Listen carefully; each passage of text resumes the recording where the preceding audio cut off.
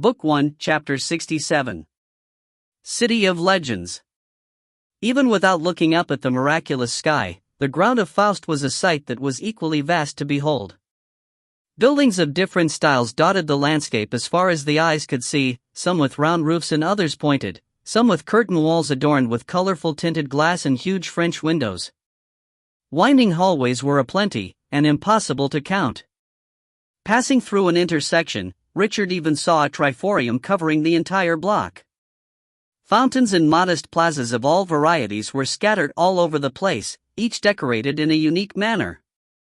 Essential ornaments like columns, banisters, carved statues, porcelain, and murals of embedded mosaic were everywhere, but never once repeated. Bathed in pale gold light, the entire city seemed to be frozen into the most beautiful dusk. Even the pedestrians passing through the streets were dressed immaculately, behaving with grace that befitted the style of the city. However, Richard saw a completely different sort of perfection, one that ignored the awnings, the promotional tricks, the badges and emblems, the bonsai, and all other man-made tricks. No, the city itself was perfect. Be it material, color, shape, or style, all the roads and even small city creations like fountains and plazas displayed a peculiar type of precise harmony, one that made them seem complete and inseparable, as though they were all an integral whole designed and built at the same time without a single bit of modification. For a city of such a large scale, it was rather inconceivable. The main road of the city was a simple example, a long boulevard that he was following Mordred through. Other than the fact that every stone on the path had a unique pattern on it, everything was the same. It was like everything had been extracted from the same huge piece of rock. The boulevard itself was a gentle upward slope, and the further up one went the more secluded and quiet it got. The massive trees lining the boulevard were so huge that their treetops nearly covered the entire sky, branches drooping down with strings of unripe fruit that were a full shade of red. The wide and plump branches and leaves swayed in the breeze. Richard observed the trees along the path attentively. Even though he could not name them, he could tell from their features that the natural habitat of such trees should be in the south where the climate was more tropical, not here in the northern highlands where it was dry and cold. The weather of the eternal plains seemed unable to penetrate Faust's front gate. All year round, regardless of what season it was in the outside world, the city of legends remained warm and damp with little changes, which was the main reason for the abundance of tall, shady trees, clear streams, and pretty fountains. A magnificent shrine entered Richard's view as they approached the end of the road. Standing at 7 stories tall, it was accessible from 67 paths that surrounded it from all directions, each slightly narrower than the long boulevard.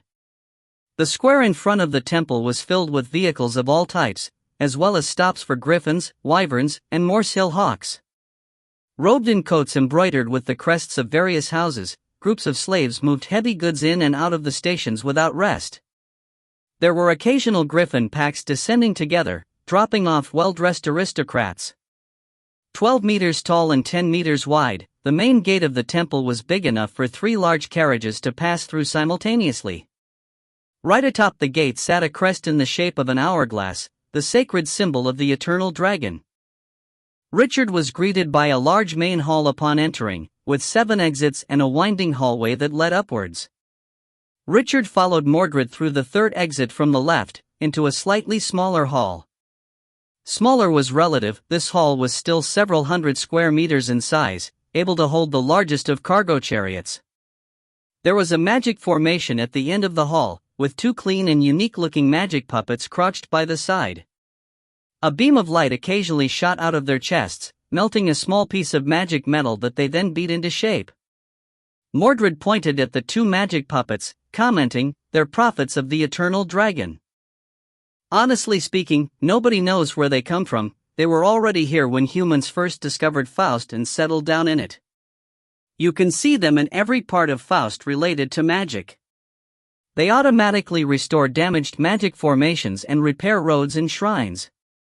They're just like worker bees. After staring at the 2 magic puppets for a while, Richard asked, "They seem rather strange, and different from what I have learnt about magic puppets. What powers their movement?" Mordred shrugged his shoulders. "Probably some sort of magic force that we are not aware of as yet. In any case, when these fellows run out of power, they run to the Church of the Eternal Dragon and stay there for the night, after which they can be active for a couple of months. Isn't it fascinating? People just started viewing them as servants of the Eternal Dragon as time passed, showing them great respect and reverence. Without them, Faust probably would have ceased to exist a long time ago. At least up till now, the smiths of mankind are still unable to fix anything in this city. But, little Richard, he added, nobody has been able to find out what these puppets are made of yet. A family secretly captured these puppets in the past to analyze them, but that angered the Eternal Dragon. That very night their island was rocked by a volcanic eruption, a hurricane, a tsunami, and a thunderstorm. It was as if the very end of the world had arrived, and eventually only a few people managed to escape and survive.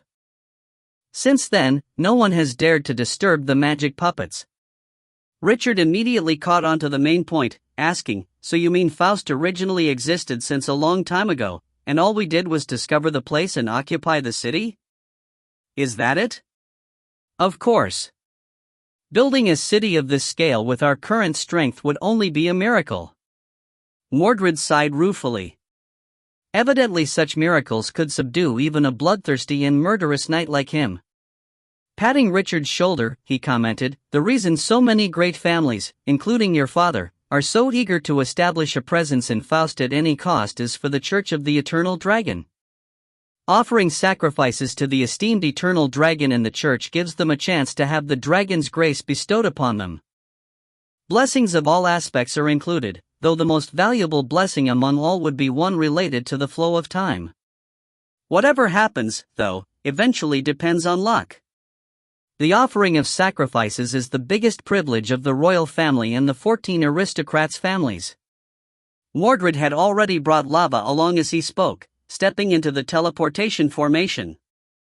The teleportation formation started to radiate a brilliant turquoise light, as a thin curtain of light rose from the ground and surrounded the two of them.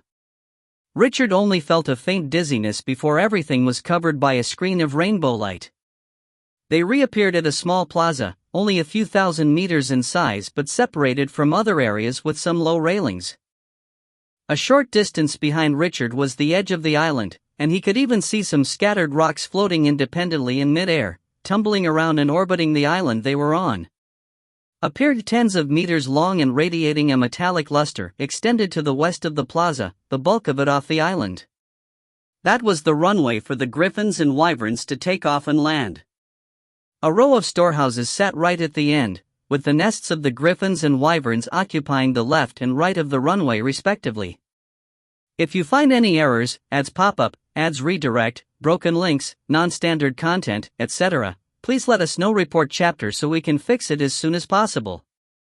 Book 1, Chapter 68. Knights. Towards the east of the plaza was a tower that stood 120 meters tall. A giant ballista was in place on a shooting platform atop it, with 2 knights standing guard at the side observing their surroundings vigilantly.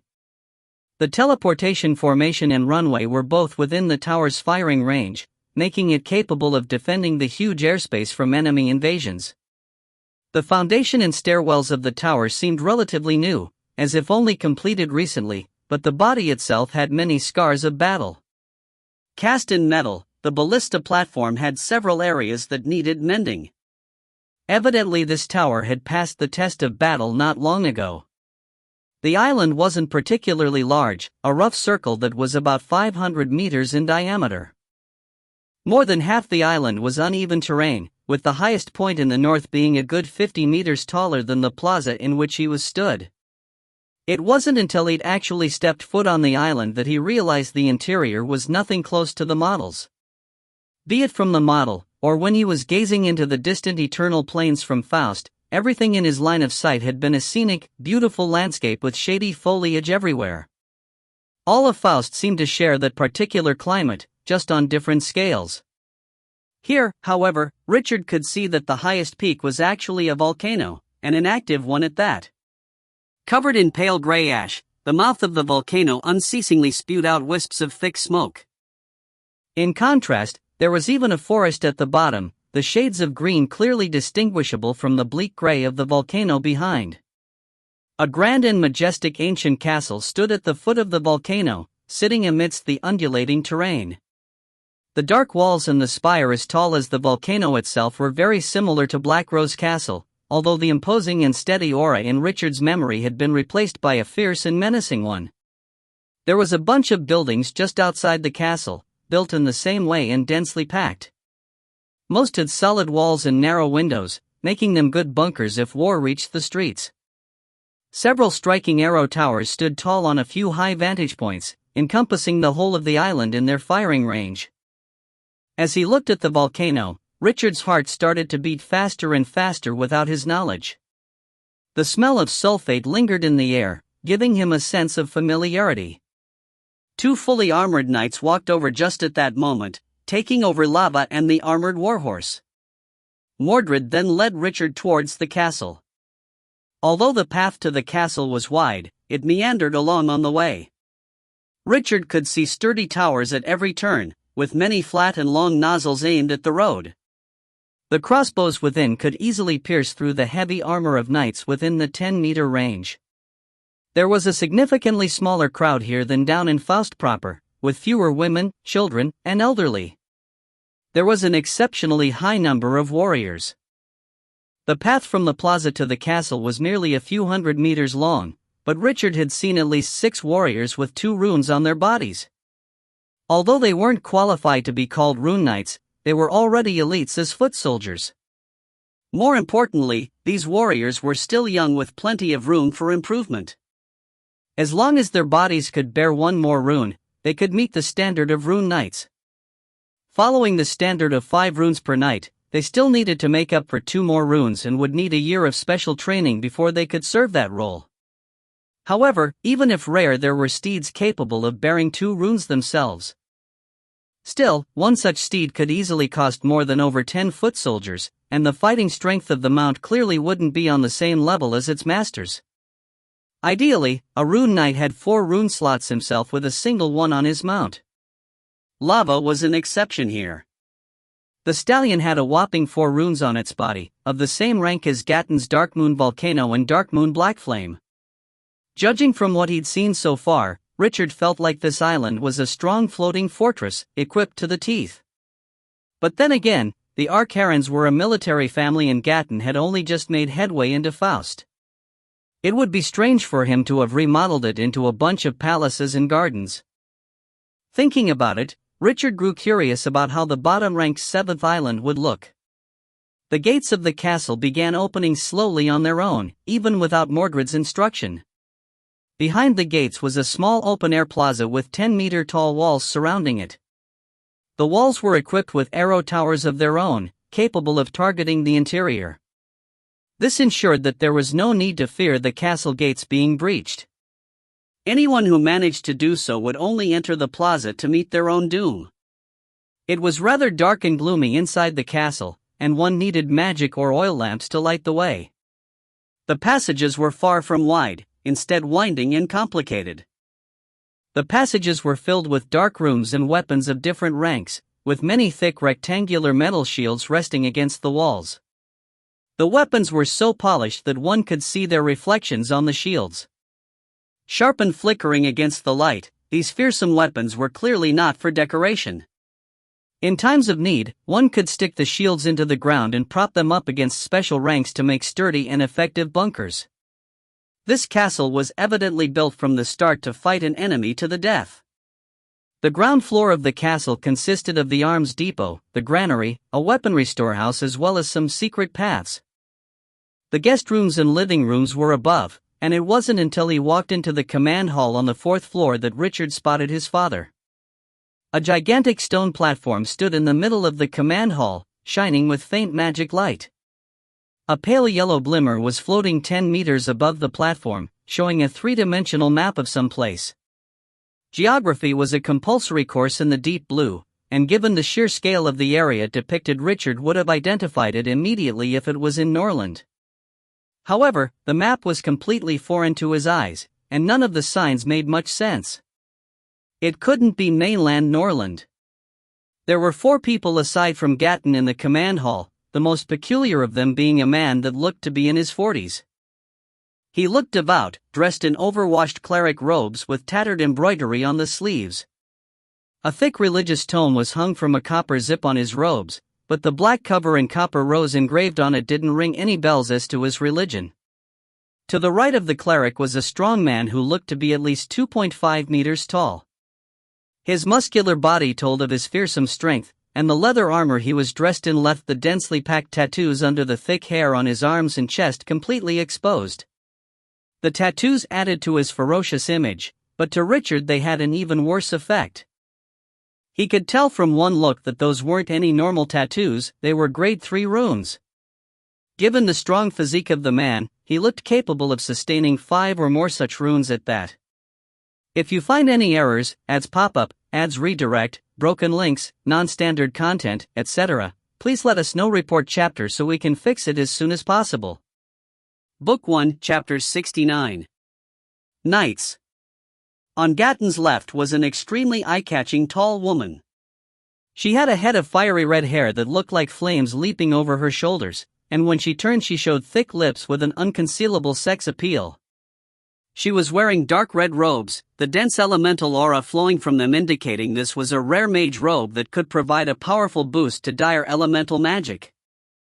However, unlike normal robes, the neck was cut exceedingly low, revealing fair flesh and half of 2 swollen lobes. Few mages wore something so revealing, but the elemental aura she continuously emanated made it obvious that she was a grand mage.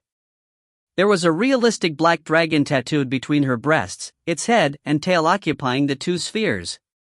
It seemed built to attract the attention of all males, and Richard's gaze landed there naturally as well.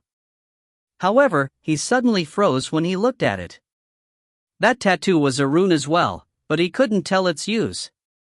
As if sensing Richard's gaze, the woman suddenly laughed and looked towards him, twitching her mouth in his direction and silently sending him a flying kiss. "Lena. That's my son. If you dare lay your hands on him, don't blame me if I don't show you face." While Gatton's head had been lowered as he stared at the magic map, he seemed to have noticed everything she was doing and eyed the female mage from the side. Lena chuckled, the melodious laughter somehow seeming extremely pleasing to the ear to Richard. There seemed to be a strange sort of charm to it, making Richard feel a closeness to her for some reason. He wouldn't even mind sharing more private information with her.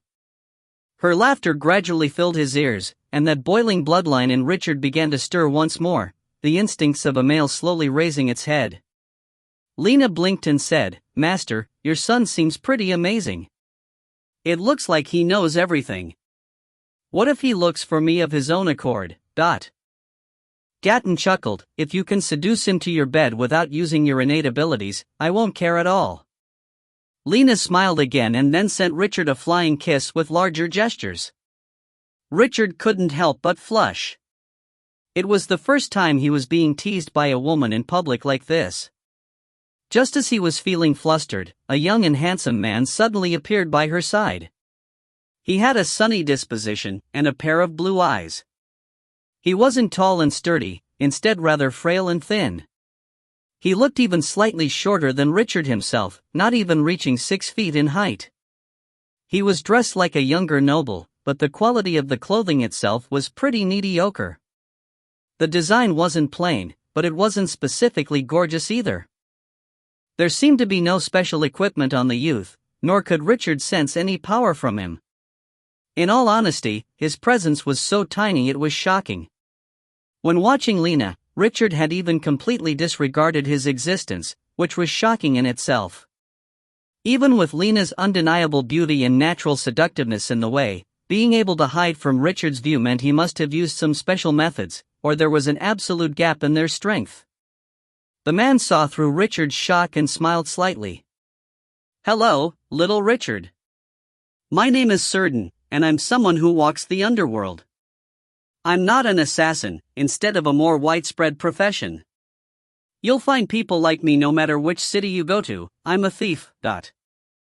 Thief?" Richard was now truly astonished, and he almost shouted the word out. Just the fact that Sharon could completely mask his aura and escape his senses was terrifying enough.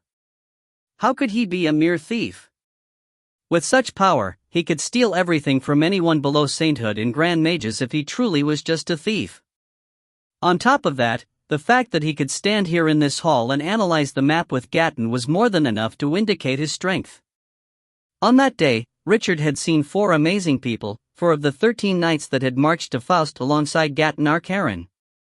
Osiris the Dark Priest, Lena the Dragon Mage, Ward the Berserker, and Certain the Odd Thief. He'd already met Mordred long ago as well. And in the middle of all these people, Gatton was the first person one would notice if they entered this command hall. While he didn't exude an aura of power, he still managed to be a natural center of attention. Gatton furrowed his brows and swept his gaze over the 4 knights, and then pointed at a symbol of a town on the magic map and said, "Lena will lead the army this time. Within 15 days, I want to see you reach this castle. Within 30 days after that, I want to hear a report of your success." Lena first cheered, and then cried out in alarm. "Wait, reaching in 15 days? Goodness, then shouldn't I leave right now? Even if I do that, I might not even reach in time. Master, you're doing this on purpose, aren't you? Are you afraid I'd take your little Richard to my bed? Before Gatton could answer, Ward exclaimed with a sturdy voice akin to steel, "So you don't want to go? Good, then I'll go. It's been far too long since I did anything. The defense of this castle is great. Only someone like me who specializes in attacking towns can do it. Having you go is just a waste of time." Lena immediately cried out in anger, "What rubbish! Since when have I been unable to take towns? Can this castle ward off my Sarambel? You want to look for a place to duke it out?" Ward licked his lips and sneered, "Let's do that. What, do you think I'm scared of you or something?" Clang. Clang, Gatton rapped on the stone counter lightly, and Lena and Ward immediately went quiet. "Lena, are you going?" Gatton asked calmly. "Yes, of course." Lena was practically shouting now. The 2 orbs of her chest bobbed up and down with her movements, as if about to free themselves from the restraints of her clothing at any time. "Then you'd better make it quick. There's only half a day left for you to make preparations," Gatton reminded her. Shocked, Lena glared at Ward before she left. She gave Richard a long look, walking past him while emanating a fragrance before she left the command hall. She really didn't dare waste any time, opening a portal right in the corridor the moment she left the large bronze gates and stepping through. It was still rather expensive for a grand mage to cast a rank 8 spell like that, shaving off a quarter of one's battle strength. Gatton pointed at another canyon and told Ward, "I'll give you 15 rune knights. Within 10 days, you are to occupy the commanding heights at the 2 sides of this canyon. When Lena is attacking the town, not one man nor mount can be allowed through." "No problem." The burly man quirked his mouth and answered, thumping his chest hard to show his determination. Certain and Osiris were then given their own missions, and they all left the commanding hall. It then became still in the hall. Mordred retreated, pulling the doors closed on the way out. If you find any errors, ads pop up, ads redirect, broken links, non-standard content, etc., please let us know. Report chapter so we can fix it as soon as possible. Book 1, Chapter 70. Legendary Spell. Gatton just stared at Richard for an entire minute, not speaking a word. Richard for his part stood and met his father's gaze with no intentions of backing down. Sweat beaded all over his forehead very quickly, rolling down his cheeks until his clothes were drenched, but he held strong. The stress of meeting Gatton's gaze could not be described in words. Richard's body was trembling within the blink of an eye, and he felt like he would fall apart at any moment after very little time. And still he gritted his teeth and pressed on, looking to continue standing there second to second. Just as his gaze began to grow blurry, the mountainous pressure suddenly disappeared without a trace. Richard sighed, growing so feeble he almost collapsed, but he kept himself upright with sheer force of will. Gatton suddenly burst into laughter, exclaiming, "Great! Looks like Sharon wasn't stingy with your training after all. That's rather rare. Wait, it feels bad to start badmouthing her now. Come here, kid. Your dad's going to show you something good. Richard furrowed his brows, obviously feeling uncomfortable with the term Gatton had used for himself. He didn't speak up, however, instead walking to the magic map just like Gatton had asked him to. See this?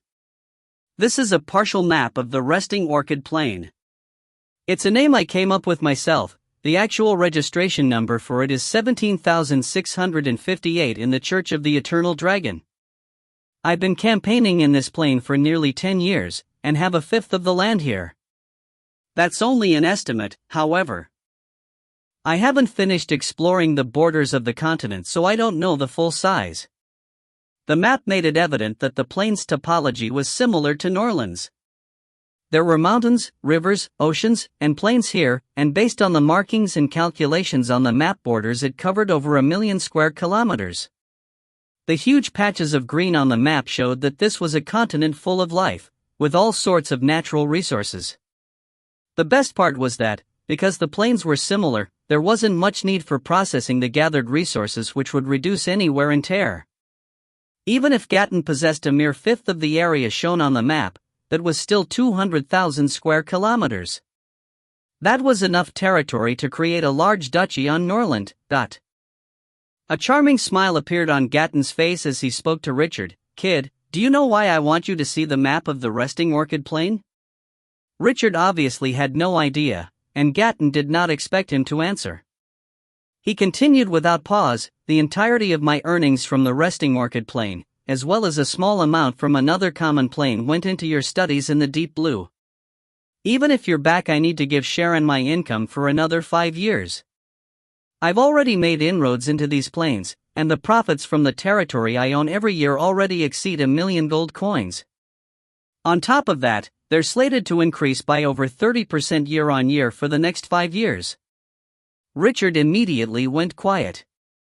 He didn't even need to think it over to realize that the income from these plains over the next 5 years would exceed 10 million coins. This amount was something that even he, someone who'd gotten used to the costs of the deep blue, felt stifled by. When a standard rune knight cost 500,000 coins to create, 10 million would give someone 2 entire squads. Gatton looked at Richard and continued, the reason I'm telling you this is because I want you to know the price that had to be paid to make you a rune master mage. We Arcarans are always fair. There are 37 members of your generation of or nearly of age. 9 are my children, your half-siblings. There's also a total of 71 who aren't yet of age as well. Amongst all of these contenders, you're the one we've invested the most into. In fact, the total investment we've put into you is more than the total sum of your brothers and sisters combined. And that's just the beginning. I will only pour more and more into you in the future. Your teacher, Sharon, will be doing the same. Richard instinctively wanted to reject Gatton's financial aid, but he found he didn't have the means to do so. He'd already used up far too much of Gatton's resources, and with the man mentioning Sharon as well, he couldn't say anything to object. Only after leaving the deep blue had he come to understand just how much Sharon had given him. A world of magic had been opened up to Richard inside the deep blue, a special treatment only he had been entitled to receive. With her imperceptible influence on Professor Fair and the other Grand Mages, and the custom schedule she'd built for him, Sharon had actually taught him a school of thought and pushed him onto his path as a runemaster. That was actually the most precious thing a teacher could give a student. Far too many people studied a lifetime of magic from mediocre teachers, forever moving in circles within the same box of set rules. All they grasped of spells was accurate chanting and precise mana allocation. Even if they spent their entire lifetime throwing out fireballs, they would never be able to even understand the principles behind the spell, let alone make improvements upon it. Most mages could only replicate past spells, forever unable to invent their own. And just like such mages made up a majority, runemasters without their own creations were a majority in the field of runecrafting as well. Gatton saw that Richard hadn't rejected him, and nodded in satisfaction. Not bad, kid. You've grown up quite a bit, far better than your old man back in the day. But it won't be all that easy for you to achieve as much as I did when I was at your age. You've been quiet, you don't make a ruckus, you don't drink, you don't flirt around. Why? Men need friends and brothers. When you have enough brothers, nobody will dare provoke you. There is strength in numbers. But Master relies on herself. Richard objected, an instinctive reaction that would arise regardless of what exactly Gatton said. However, he had nothing to back these words of his.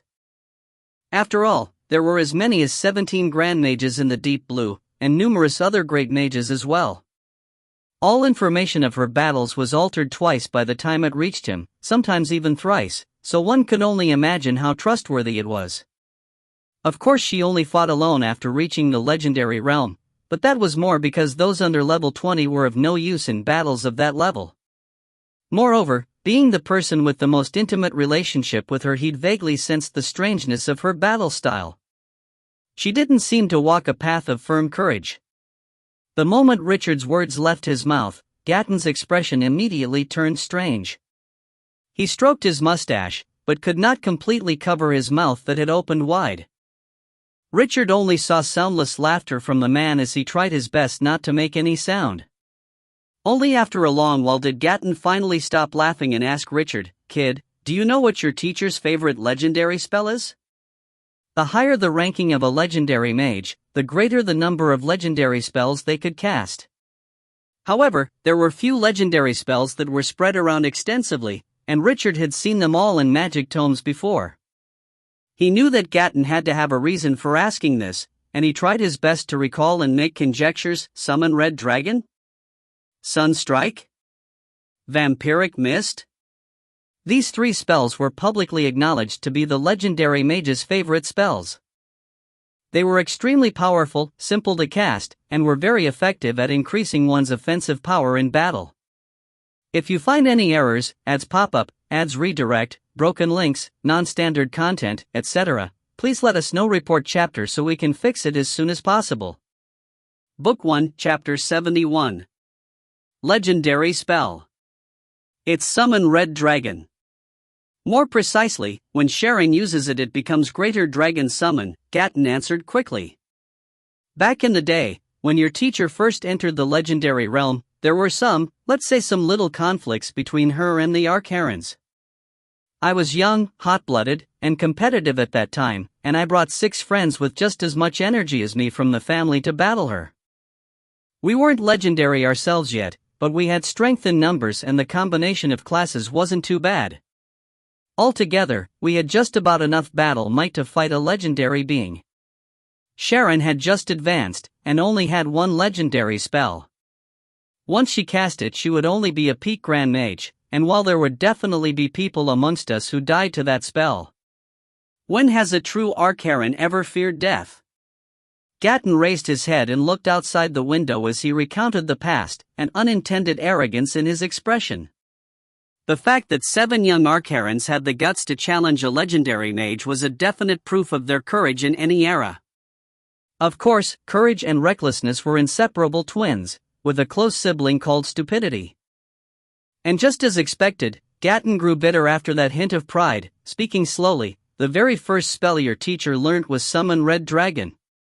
The beginning of the battle that day was classic. Our Grand Mages used Time Stop to counteract Sharon's own, and she used her absolute advantage at cast speed to stop all our movements with Bind Group.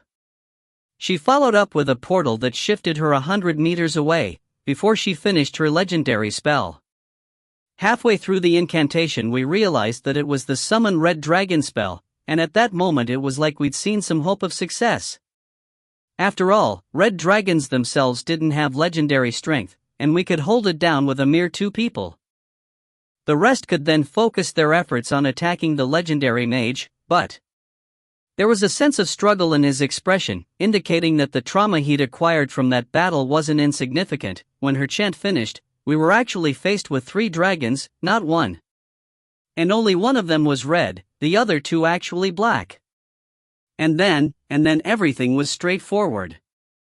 The 3 dragons charged out and made us all fall, while your adorable little teacher began eating fruits at the back. Richard gasped, asking in shock, 3? I only found out later, but Sharon's bloodline ability is extremely rare. boosting the power of her summoning spells. It turned the ordinary summon red dragon into greater dragon summon, a spell that could summon both stronger and more dragons than the former. Of course, there's no real difference between 2 dragons and 3. Gatton sighed in admiration before he shook his head and smiled at Richard. If Sharon were to cast a greater dragon summon now, there will definitely be more than 3. You understand, don't you? If anyone wants a one-on-one battle with her, they won't end up in good shape. A matured red dragon wasn't much different from a paladin in terms of battle prowess, being somewhere between levels 18 and 20. Although a red dragon was a powerful supporting force in a battle between legendary beings, it wouldn't be a deciding factor. However, 3 dragons was a whole other story. Even 3 red dragons could be a deciding factor in a battle, and 2 of Sharon's summons were black dragons instead. A mature black dragon was about level 20, an existence on the verge of stepping into the legendary realm that was far more powerful than a red dragon. Even a single black dragon had the might to turn the tables in a battle, much less 2 or 3 of them. What Gatton was trying to get at was that his teacher was actually rather poor at solo battles, relying on her powerful talent in combat. However, Richard would obviously stand on Sharon's side. He immediately expelled such thoughts, asking instead about the outcome of the battle. So? How many of you died? Gatton laughed, saying, none. Our conflict wasn't very major, and besides your teacher doesn't really like killing people. Rather, she actually enjoys doing business. She let us all off and even gave each of some money as the starting funds for campaigns to acquire our own planes. In exchange, we would give her half the income from the first plane each of us conquered. Of everyone, I got the most money. However, these campaigns weren't without risks. Of the 7 Arcarans then, only 3 of us are still alive. Even from Gatton's light-hearted manner of bringing this up, Richard could still tell how tragic it was. Of the 7 young fellows gutsy enough to challenge a legendary mage while not having stepped into that realm themselves, 4 had fallen in planar battles in a relatively short period of time. Gatton gazed out of the window at this point, now looking stern. All right, it's getting late. Let's not dwell on the past any longer. Richard, you're already of age and considered an official member of the Arcaran family. As the head of the family, not as your father, I will continue to give you resources. However, in return you are to abide by the 3 ancient traditions of the Arcarans. In addition, before you completely repay the family, you need to pledge loyalty to it. Before I completely repay the family? Richard asked. Someday in the future, when your contributions to the family surpass the amount it has invested into you, you will no longer be restricted by the family, and can do as you wish. Many Arcarans have walked this path in the past as well. However, before you are relieved of your duties, you must abide by the ancient traditions of the family. This is the responsibility of every Arcaran, Gatton said sternly. What ancient traditions? Gatton's expression became even more solemn as he straightened his back and said in a low voice, 1. All Arcarans shall maintain the purity and continuity of the family bloodline. 2. There shall be no internal battles between members of the family. 3. The strongest Arcaran shall be tasked with guarding the family tombs. The last 2 were easy to comprehend, but the first one had Richard stumped. Gatton knew that Richard knew very little about the Arcaran's traditions and secrets, and thus explained further. The Arcaran bloodline was very ancient and mysterious, powerful yet unstable. An entire 22 different types of abilities had appeared so far in the family, and the purer the bloodline the more powerful the abilities became. It gave rise to beings of unparalleled power. Thus, the Arcarans had a centuries-old precept, which was that the most sacred duty of every member of the family was to maintain the purity of the family bloodline and pass it on. One needed descendants to pass on the bloodline, and to keep it concentrated and pure one would need to marry other Arcarans. Thus, all members of the Arcaran family that were supported by its resources had to marry an Arcaran and have a child unless they contributed greatly enough. In many cases, their significant other was chosen by the family head or other powerful members, and they had no right to choose anything. The weaker one was, the less they could say. There were many cases of intermarriage in Arcarian history, including that between even blood siblings. Only after hearing this did Richard understand why the atmosphere had been so strange in Blackrose Castle when he'd met his sisters. "Things aren't as bad as you think they are, kid." Gatton chuckled. "As the only runemaster amongst your generation of the Arcarians, you have a lot of privileges. Besides getting the most investment, you can choose a few of the girls who don't have partners yet for your own. Of course, this will only continue until you have your own child. In no time at all, you'll know what you can get from the family." Richard released a long breath and said, I think I'll rely on myself." Gatton looked at Richard, his gaze seeming to have a penetrative force that let him stare right into the depths of Richard's heart. It made him let out an involuntary tremble. "Kid, don't reach a conclusion so quickly. You'll definitely regret this decision in the future. I think your mother should be the most valuable person in your life." Gatton's voice was like magic, leaving Richard stunned once more. In that moment, Richard even felt that Gatton knew of his mother's dying wish. However, this was a secret hidden deep in his heart. No matter what, he would not share it with this man. Even as Richard remained bewildered, Gatton's voice sounded by his ear once more. "All right, kid. I'll bring you to the family tombs. That is a ceremony that every Arcarian has to go through once they come of age." Family tombs? The term stunned Richard this time, and his mother's voice seemed to ring in his ears once more. "When the day comes that you've grown to become a real man, bury me in the highest layer of your father's family tombs. If you find any errors, ads pop up, ads redirect, broken links, non-standard content, etc., please let us know. Report chapter so we can fix it as soon as possible." Book 1, Chapter 72. Wish. Richard hadn't expected that the volcano in the center of the island was actually the ancestral cemetery of the Arcarian family. Following Gatton out of the back door of the castle, Richard stepped onto the volcano. He immediately felt a gentle fluctuation in the surrounding space, as without warning the lush green forest around them was replaced by red and black. The fresh warm air disappeared, replaced by a strong stench of sulfur. The blue sky was covered by dense gray clouds, the parts that did remain visible being tinted a fiery red. The signature pleasant warmth of Faust had been replaced with blazing heat. It was hard for even Richard to bear, almost as if the air would spark in a moment and set his hair and skin ablaze. The entire volcano was composed of charcoal black volcanic rock, with a single meandering path leading to the crater at the center. The volcano itself wasn't just spouting smoke dormantly anymore, instead shaking in its entirety from time to time. One could see huge amounts of fire and smoke from the crater rolling into the sky, merging into the dense clouds. The main body of the volcano was no longer a mere 50 meters tall, instead near a kilometer high. Hot lava spurted out of the crater on occasion, seeping past its edges and flowing down like a river of fire. Trickling down slowly, some of the lava solidified en route, morphing into a part of the mountain altogether. What was most unusual was that even though the volcano was trembling nonstop and lava came spilling ever so often, all other parts of the mountain except the fire, smoke and lava river remained completely unchanged, without a single loose or ruptured rock. Richard combed through his memory, recognizing that he'd been taught about such things in preparatory magic classes. This was a place with spatial properties.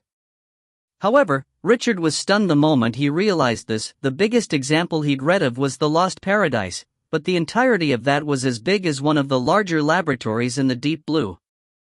And yet the towering volcano in front of him was more than 1,000 meters tall, making it impossible for him to imagine how it was built from scratch. Looking at the scale and frequency of its spurts, Richard was sure the interior of the mountain was connected to at least one plane of the fire element, if it didn't actually just contain half a plane within. Or perhaps this was a miracle from some god. On both sides of the uneven path were tombstones of different sizes, erected upon the dark black rock. The graves looked rather strange. Both sides of the path was lined unevenly with the volcanic body, with tombstones of different sizes erected on the dark black rocks. However, the graves looked rather strange, with only the tombstones and no protrusions underneath. As well, there were at most a few hundred of them on the entire volcano, located sparsely apart.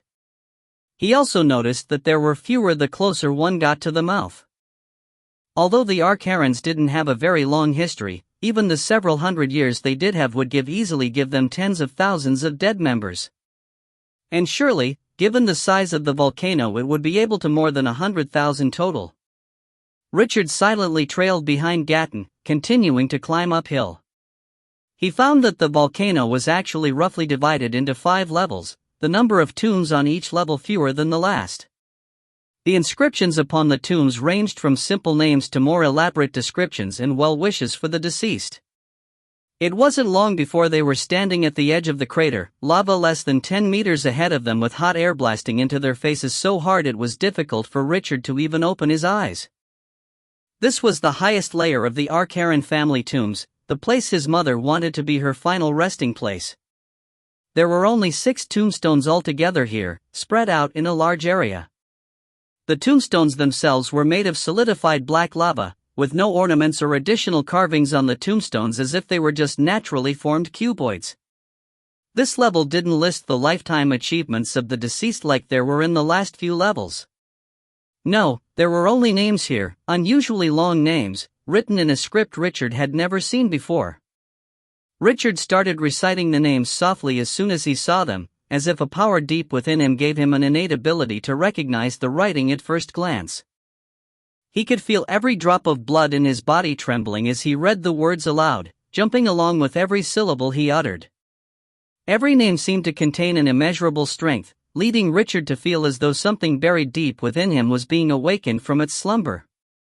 As if he were possessed, Richard read the names on all 6 of the tombstones once through before jolting back into reality, as though he just woke up from a dream. Gatton nodded at the sight, remarking, "Not bad. Your blood is extremely pure. Maybe you will be able to come to rest right here in the future, returning to the lands of our ancestors." Richard was still reeling from the shock, distant desolate roars still echoing in his ears. It was as though an ancient existence was within his reach, shouting across time and space without rest.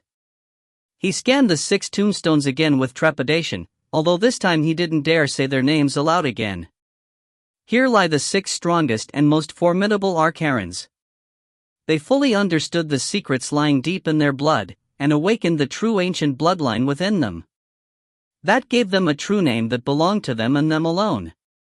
Amongst them were extremely talented geniuses, who owned their true names since they were young and weak. Most of them did not possess the gift from birth, however, and emerged as the strong only through battles of blood and fire. Gatton paused before continuing. True names are the biggest secrets of every Arcaran, they are the source of our strength. As you experienced just now, every true name possesses a great amount of power, each different from the other. Our true names allow us to touch upon the laws of the plane. Although that touch may be so small it is undetectable, that touch is what allows us to ultimately understand these laws. Thus they give us great strength, and thus they are our biggest secrets. Once someone else learns our true name, they are in control of our life and death. All they have to do is say our true name out loud, and we will know the message they wish to convey. If they say it with the most malicious of curses, even an ordinary man with no special powers can remove all traces of us from the plane. Heart trembling with fear, Richard wondered, if that is the case, why would we want others to know our true names at all? Stroking his beard, Gatton laughed, "Oh, you brat. One day you'll also probably meet someone you're willing to reveal your true name to as well. It'll allow you to immediately know whenever she thinks of you." Richard fell silent again. He recalled that his mother had once told him when he was very young that his father had a very, very long name. Looking around this level of the cemetery, Richard could feel an immense invisible power coming from every tombstone, although there were only 6 lone tombstones in the wide area. With some difficulty, he asked, "Is this a burial spot only for Arcarans with true names?" Gatton stared quietly at Richard, his gaze making Richard flustered as if his secrets were getting exposed. Just as Richard was breaking out in nervous sweat, Gatton said, "Only Arcarans can be buried here. Upon my death, I will be the 7th. What about people who are not Arcarans? Gatton explained meaningfully, then they would need the approval of all the Arcarans, including me. Richard, there is Arcaran blood in you. This too shall be your resting place when you pass. Thus, you should know what getting the approval of the Arcarans entails. Of course he knew. To get the approval of an Arcaran, the easiest and most direct way was to defeat them. There was no other way around it. To fulfill his mother's last wishes, Richard would have to defeat all the Arcarans, including his father. Including Gatton Isaiah Satanastoria Arcaran. If you find any errors, ads pop up, ads redirect, broken links, non-standard content, etc., please let us know. Report chapter so we can fix it as soon as possible. Book 1, Chapter 73. Inheritance of the Silver Moon. Is there something on your mind? Gatton's voice startled Richard out of deep thought. He regained his composure immediately, shaking his head in denial. Nothing. Gatton didn't continue questioning him, instead walking a couple steps to randomly sit on one of the tombstones. He seemed to have no respect for his ancestors, something that left Richard greatly astonished. From what he'd learnt, the nobles of Norland were very respectful of their ancestors. Many families passed down secret magic to preserve parts of their ancestors' souls, using their inherited knowledge to unleash powerful secret arts. Outside of the various deities and the Church of the Eternal Dragon, ancestor worship was an important part of the continent's faith. In fact, the barbarians of Clander and the various marine tribes paid more importance to their ancestors than the deities themselves. Ancestors were the main target of their faith. You think this is unbelievable? Gatton smiled and looked at Richard. Despite always feeling like he was being stabbed in his heart, Richard had to admit that Gatton's actions seemed to match his intentions, and Gatton's smile was indeed filled with charisma. Us Arcarans only care about practicality. If we want to express our respect to the ancestors, we'll awaken the power of our bloodlines and sire offspring with great power. That's more effective than anything else, and it's the sort of respect that runs deep in our blood and soul. Alright kid, now let's see what you've learnt in the past few years. Forget magic and runes, I'm not knowledgeable about that myself. Your body and footwork makes it look like you've learned some techniques. Show me. Gatton crossed his arms and sat down randomly, his gaze continuously sweeping across Richard's body. Every glance he took made Richard feel like the man was seeing his true self. Richard calmed himself down, taking out a dull black dagger before he started displaying the underworld battle techniques he'd learned from Naya. The Blade of Calamity's curse was actually a bloodline ability, so he couldn't learn it, and even if he could, he was still a rune master and mage. He wouldn't have the time to include such distractions in his daily schedule, lest he end up being a jack of all trades. These techniques weren't very complicated, their difficulty lying in the accuracy of the execution. When the Blade of Calamity attacked, he could use his knife to cut a strand of hair into three. Naya's limiting factor was actually the power of his body, but he could use his pure skill to jump levels in a fight. Before disappearing from the underworld, a mere level 16 Naya had repeatedly relied on his curse and battle techniques to kill even saint-level elites. Richard's numeric vision allowed him to extend this to its logical limit. He could even identify the millimeter level changes to the position of his blade after every strike. If he was 5 millimeters high, or 2 millimeters low, he would amend his next strike to fix that difference. Of course, he wasn't a martial artist himself, so there was a limit to the control he had over his own body. He could choose the right tool and place when crafting his runes, so he could control his precision to under 0.2 of a millimeter. 1/10 was the limit of a runemaster, and any further improvement would have to come from one's understanding of magic and usage of materials, but in battle it would be great if he could adjust to a single millimeter. And when he used eruption, his accuracy would plunge. It took less than 3 minutes for him to execute a set of battle techniques. In fact, this set of battle techniques was made up from a few separate moves, some of them being very peculiar. For example, a move that once saved Richard's life, the lizard crawl. This set of fighting techniques was executed perfectly, such that even the Blade of Calamity would be impressed if he saw it. Strangely, Richard automatically performed at his best whenever Gatton was around. Richard was not a warrior. Although he had a good foundation to become one from his life in the mountains, he had sacrificed some of his physique for the sake of becoming a mage. Even with Sharon's meticulous care, he didn't have the makeup to be a gifted warrior anymore, so moves focused on accuracy were more suited to him. Gatton showed no sign of joy or admiration when he saw it, however. He instead shook his head, saying, "Hey, show me that piece of broken metal in your hand." Richard handed over the dagger to Gatton obediently. This dagger was made of refined steel, 6 times heavier than normal steel and enchanted with obscurity and sharpness. The obscurity enchantment was what made it a dull black, almost unable to reflect light so it could be concealed in the dark. The sharpness enchanted made it 20% more effective than a normal black steel dagger as well. In the hands of a decent assassin, this dagger could exhibit great ability to kill. All this quality made it expensive. It was easily worth over 8,000 coins. Of course, this wasn't anything in the deep blue, but it was a dagger that Naya had gifted Richard from his personal collection for self-defense. Just this could highlight the insurmountable gap between a normal elite and a legendary being. Gatton snorted, just crushing the dagger into a ball and throwing it into the mouth of the volcano.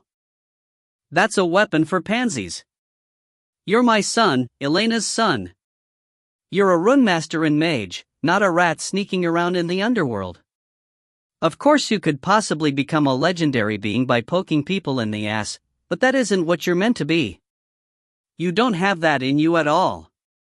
Luckily the person who taught you only gave you something basic. It can barely be called a common battle technique, and it won't affect your future. If not, I'd have to make a trip to the deep blue and chop him into pieces." Richard wasn't any normal 15-year-old youth. His wisdom had greatly been strengthened over 5 years of intense testing, to the point that he'd absorbed 4 times the knowledge the average person would. Thus, his capacity to understand the world around him was equivalent to someone who'd reached his 30s, and his knowledge matched up to someone who was 32 or 33. He did not seem very affected by Gatton's bold words, instead replying faintly, "I don't think you need to make a trip down to the deep blue to deal with the person who taught me this. Forget Mordred, even any one of those 4 we saw just now would be enough. Why do you want to make a trip down yourself? Are you worried about Master? Why would I be worried about her? What a joke." Gatton pranced up from the tombstone and raged with an ashen face. This was the most lack of control Richard had ever seen out of him. The man himself realized it as well, immediately forcing a laugh before he slowly sat down on the tombstone as if nothing had happened. The moment he spoke again, Gatton's unruly and frivolous behavior disappeared into a solemn dignity.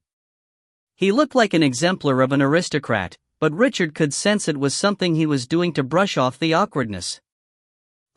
That's Sharon, why would I be scared of her? But honestly, although your father is skillful, I cannot defeat 3 to 5 black dragons by myself, at least not yet. So it isn't very practical for me to fight that money-obsessed woman solo. But if I go to the deep blue to kill some small fry, she won't go to the extent to retaliate and kill me. Moreover, for certain reasons, I can't grievously harm her." Gatton's tone was solemn, but his imposing manner was not even half of what it was initially. "If you find any errors, ads pop up, ads redirect, broken links, non-standard content, etc., please let us know. Report chapter so we can fix it as soon as possible." Book 1, Chapter 74. Inheritance of the Silver Moon. Richard thought of something all of a sudden, asking directly, "Master didn't leave any trauma with you, did she?" "Of course not." Gatton replied furiously. But then he realized that he'd stood up, sitting back down so forcefully the tombstone under him let out a creak, as if it would collapse at any time. This was a tombstone with the true name of one of the Arkharan ancestors. Under the pressure of Richard's look of suspicion, Gatton gradually turned quite green. He finally snorted and said, "There's some trauma, but that doesn't even matter. Isn't it just money? Your old man is actually a great leader, I'm sure I'll be able to pay back the debt if I conquer several more planes over the next 180 years. These wise words didn't seem very right in Richard's ears. He wanted to ask about that 180-year time frame, whether it was plain time or Norland time, but he hesitated, thinking it would be too much to attack the man. However, Sharon and Mountainsea being in his life had largely influenced Richard's disposition. One aspect of that was that he was predisposed towards being on the offense. But the moment Richard was about to speak, Gatton felt a sudden but familiar ill feeling. His sharp intuition told him something bad was going to happen, so he instantly interrupted Richard. "All right, kid. Stop beating about the bush, and forget all that rubbish you learnt in the deep blue. I'll teach you some real techniques, ones that will allow you to use the power of your bloodline." Gatton rose up and looked at Richard's unsettled expression. He let out a sigh, saying, "Don't be in such a hurry to say no. I'm not teaching you any arcane arts. Your mother should have taught you these, but since you don't seem to know, I'll have to do it myself." "Mother?" Richard was startled. Although he'd realized during his study in the deep blue that Elena was not just an acolyte, he didn't expect her to be at the level of a great mage. Gatton nodded. "Your mother was once a royal of the Silver Moon Palace. In fact, she was the shaman of Elucia, the goddess of the moon. So a part of your bloodline actually comes from the Silver Moon elves. What I'm going to teach you now is a secret technique passed down from their shrine." Gatton swiped his wrist, and a peculiar weapon appeared in his hand. It was around 1.5 meters long, with a 4-centimeter wide blade that had a perfectly straight edge. Sharp on only one side, it seemed more like a long, thin knife than a sword. When Gatton gently flicked the edge of the knife, it started ringing as its tip vibrated endlessly. "Look carefully. This is one of Silver Moon's secret swords, Annihilation." Gatton stepped forward suddenly, raising the weapon in his hand abruptly and holding it straight in front of him. A blue crescent slowly emerged above Gatton's head, concentrating gleaming azure moonlight on him like a screen of water. The tip of the weapon glistened blue as well, and some mysterious power seemed to push Gatton's body as he launched 10 meters forth in an instant. The weapon pierced forth without warning. This move was beautiful yet desolate, and Gatton's steps left behind a trail of blue as if this was a dream. But the sword contained the strength of the fourth moon, the blue moon, and whizzed ahead on its path. It looked like it would pierce through even a huge dragon in its path. It was unknown when exactly Gatton appeared in front of Richard again. He'd already stowed the sword away, although it still seemed like the blue moon had leapt across space to stay over his head. The projection was still within 10 meters of Gatton, shining cool moonlight onto Richard's body. Gatton gently stroked the long sword, saying disappointedly, "This is a move your mother used once, so I could remember it clearly. The other moves I figured out on my own in the free time I've had over the past years, but without the Silver Moon bloodline I'm not sure if they're correct. Take mine as a foundation, and perfect the moves when you have a chance." The crescent above Gatton's head turned red, changing from the fourth moon to the first. His momentum burst forth again, and this time the sword with a blanket of scarlet moonlight on it chopped silently through the air as he took the same forward steps. The first move was like the advance of a lone brave warrior, but this was more like a regiment exerting irresistible force. The crescent in the air faded as it followed the sword's trajectory, and it looked like a light red crystal was infused into Gatton's graceful moves as he outlined a new moon. This was the secret technique corresponding to the scarlet moon, beheading new moon. This was soon followed by the second moon, the amber moon, and this attack was one that covered an entire area around him. The violet moon, the fifth moon, was a single fast attack able to tackle quick opponents. The silver moon, the sixth, created a spiral of endless attacks at the enemy. To end it all, when the moon above Gatton's head turned a jade green, he stopped moving immediately and stood straight. Light green moonlight poured down his shoulders like the flow of mercury, diffusing the moment it touched the ground and spreading a few meters away. A rich smell of life spread everywhere the moonlight touched, dyeing even the black volcanic rock a rich green. This stone, that hadn't budged even during an eruption of lava, actually cracked apart to reveal young seedlings growing out. This was the third moon's secret sword, a devout prayer that could restore life. Once the green moon slowly disappeared, the smell of life faded back into that familiar boiling sulfur. The young seedlings wilted immediately, turning to a dark gray ash that eventually just disappeared.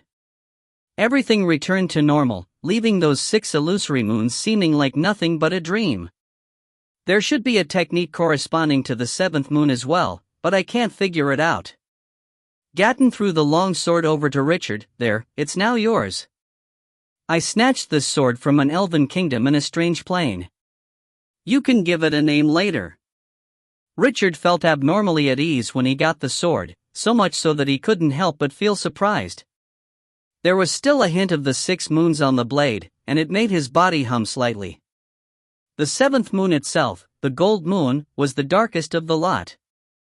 It only appeared a few days every year, and was easily neglected with how dull its color was. Its power was bound to be the hardest to unearth. The sword was sheathless. Richard stroked the blade gently, but accidentally cut himself on the blade. A drop of blood landed on the blade, but it slid down quickly and dripped onto the ground. There was no bloodstain left on the weapon's blade. He automatically grabbed the shaft with both hands, pointing it straight ahead. The blade gently vibrated here, and a faint blue appeared on the tip. Richard had felt something unique from the first move Gatton had displayed that allowed him to already vaguely feel the power of the 4th moon. Maybe it was because he saw Mother using the move, so he could understand it better than the rest, Richard thought. What he didn't know was that Gatton had discovered this technique when it pierced through his own heart. He'd also neglected another problem at that moment. How had Gatton used a secret sword of the elves that was only passed down within Silvermoon Palace? Gatton sat down on another tombstone and returned to his original state, saying, "Now tell me, what are you planning to do next? You can stay here and continue runecrafting, or come to my territory and form your own troop. I'll give you 10 for the time being, and you can also join my own troops in attacks. It's our Sharon tradition to start training as a normal troop leader, but since you're a rune master you can start off as the troop mage at once. You'll also have your own rune knights to protect you. Of course, you can also just build your own lab and experiment with magic if you want." Richard had already decided what to do in the future. He took a deep breath and replied, "I want to go take part in the war for a plane." "Alone?" Gatton was stunned, and rather doubtful of Richard's decision. Alone. I want to discover the secrets of the plains by myself, conquering a few of them along the way. I don't want to follow you and a big army." Richard was very firm with his words. Gatton laughed. "Not bad. But this is war you're talking about, not some ordinary adventure. Even adventurers need parties. Wars aren't games, you can't conquer plains alone." Richard frowned and replied, "I am already a qualified rune master. Within 2 to 3 years, I can form 2 10-man troops. I can give you 10 rune knights, and leave the other 10 for myself to form a core troop for planar battles with. From what I remember, 10 rune knights is enough for an elementary force in some of the lower planes. The 10 warriors that I hand to you can be considered repayment for what the family's given me. I'm aware that it isn't enough, but I want to start exploring the plains earlier." Gatton's eyes glistened as he listened to Richard. "You're saying you can build 20 rune knights in a mere 3 years? Richard nodded. "All novices, but yes. Gatton broke into laughter all of a sudden and slapped Richard's shoulders, almost making him fall. "That's enough. I didn't expect you to be that capable. Maybe you can get some results in the endless plains before I did. If you find any errors, ads pop up, ads redirect, broken links, non-standard content, etc., please let us know. Report chapter so we can fix it as soon as possible." Book 1, Chapter 75. Pride. Gatton's happiness was not unwarranted. Even if all 20 of the rune knights were novices equipped only with elementary runes, that was at least 100 runes that Richard needed to produce. Over 3 years, that was an average of about 3 a month. Rune masters weren't always successful in producing their runes. Even great rune masters failed on occasion, and regular ones only had a success rate of about 30% for a grade 1 rune. Although Grand Runemasters were better, they still had a failure rate of about 30% as well. Although the time taken to manufacture an elementary rune could range from a few days to an entire month, the process couldn't randomly be compressed. The bulk of the time used in the manufacture of a rune was to check for mistakes in the hand-drawn magic formations, and making additional amendments to them. The likelihood of such mistakes having occurred depended on the precision of one's drawing, making it a core quality of a runemaster. And precision was precisely Richard's greatest strength. Richard took a little under 7 days to build an elementary rune on average, with a failure rate hanging between 10 and 20%. These statistics alone put him almost at the level of a Saint Runemaster. That being said, none of the Saint Runemasters on the continent were bored enough to manufacture elementary runes. This was the main reason his earlier runes fetched such exorbitant amounts. The adaptability of his runes and their boost was far beyond the average. Given the same set of materials, a lower rate of failure and shorter manufacturing period could accumulate and turn 2 sets of runes into 3. This made Richard's profit margins inconceivable. After all, this was far more lucrative than producing quality runes every once in a while, since all runes sold at a minimum fixed market rate. That was also how he'd earned over 1 million coins in the last year, and the reason he dared to join the ranks of Arcarans who were waging wars in the countless plains. Just like Gatton had said, expeditions into plains were dependent on one's armies. While the military prowess of an individual was important, it was in no way a deciding factor. There were exceptions like Sharon, who could turn a duel into a team battle, but those were just that, exceptions to the rule. With 10 level 1 rune knights and the income from selling quality rune slots, Richard could build a small core troop of his own to explore some of the tamest plains. The plains were boundless and inexhaustible, with nobody knowing exactly how many of them existed or what would happen on unknown plains. Rumors were abound of some lucky people discovering invaluable precious materials in lesser plains at times, and of some tragic brave soul paying a heavy price to attack and occupy a greater plain that was barren and penniless. Gatton fell deep into thought after having a hearty laugh, muttering to himself for a long time before speaking up more loudly, "Since you're so talented, we'll need to bring many things forward. Before you enter an actual plain, I'll prepare all the equipment you need. You'll also have to visit the Arcaran base camp and select a few bodyguards, and then choose a partner of pure Arcaran blood. If there is more than one who you fancy, you can choose 2 or 3, it doesn't matter. That is a special right exclusive to you. Then, if you wish to try making real rune knights, you can go ahead, just one for now, no more, but I'll provide you with the candidate, the mount, and the materials. After all that is done, I'll more or less be able to prepare the sacrifice offerings for you entering the Church of the Eternal Dragon. You can see what the dragon god graces you with. Richard noted everything down diligently, and Gatton thought it over before he continued. That woman Sharon still owes me a favor. She promised to help once with a ceremony at the Church of the Eternal Dragon. Since I don't need any urgent blessings from the church, let's use the chance on you. I'll write her a letter to see how she can help. Now I don't think there's anything else. Your residence should be ready for you. You can also move around Faust as you wish, there aren't any areas restricted to you, but do be careful if you go downtown. Enemies are everywhere here, but there shouldn't be any issue in public areas. Those old men may be very cunning, but few of them would actually be willing to risk their lives to fight. Just don't be seduced by girls with unknown backgrounds and follow them into secluded alleys. Gatton laughed, stopping only when he saw no reaction from Richard. Clearing his throat, he concluded, last but most importantly, spend more time looking around at your sisters, most of them are still on this island.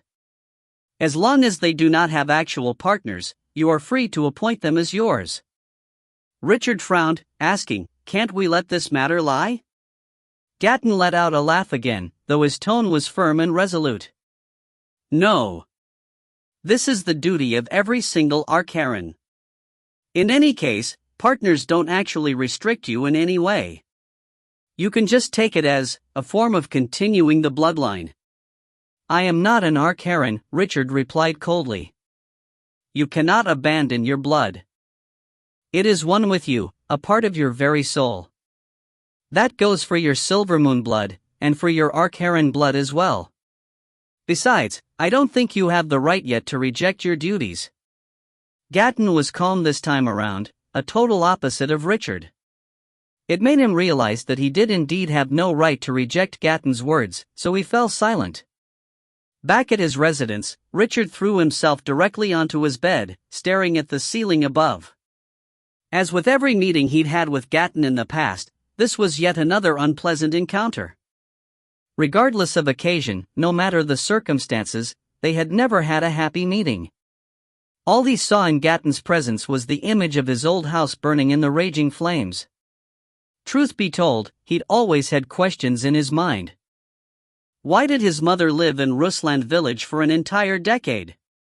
Why would she rather set herself on fire than meet his father? Recounting his childhood memories, and adding them to all his new experiences, he knew clearly that his mother had loved Gatton very much. This was what left Richard conflicted, and the reason he accepted all of Gatton's help despite his own inner struggles. It was only today that he'd finally understood the true meaning of his mother's final wish. Elena actually still wished to be together with Gatton, but her method was just different.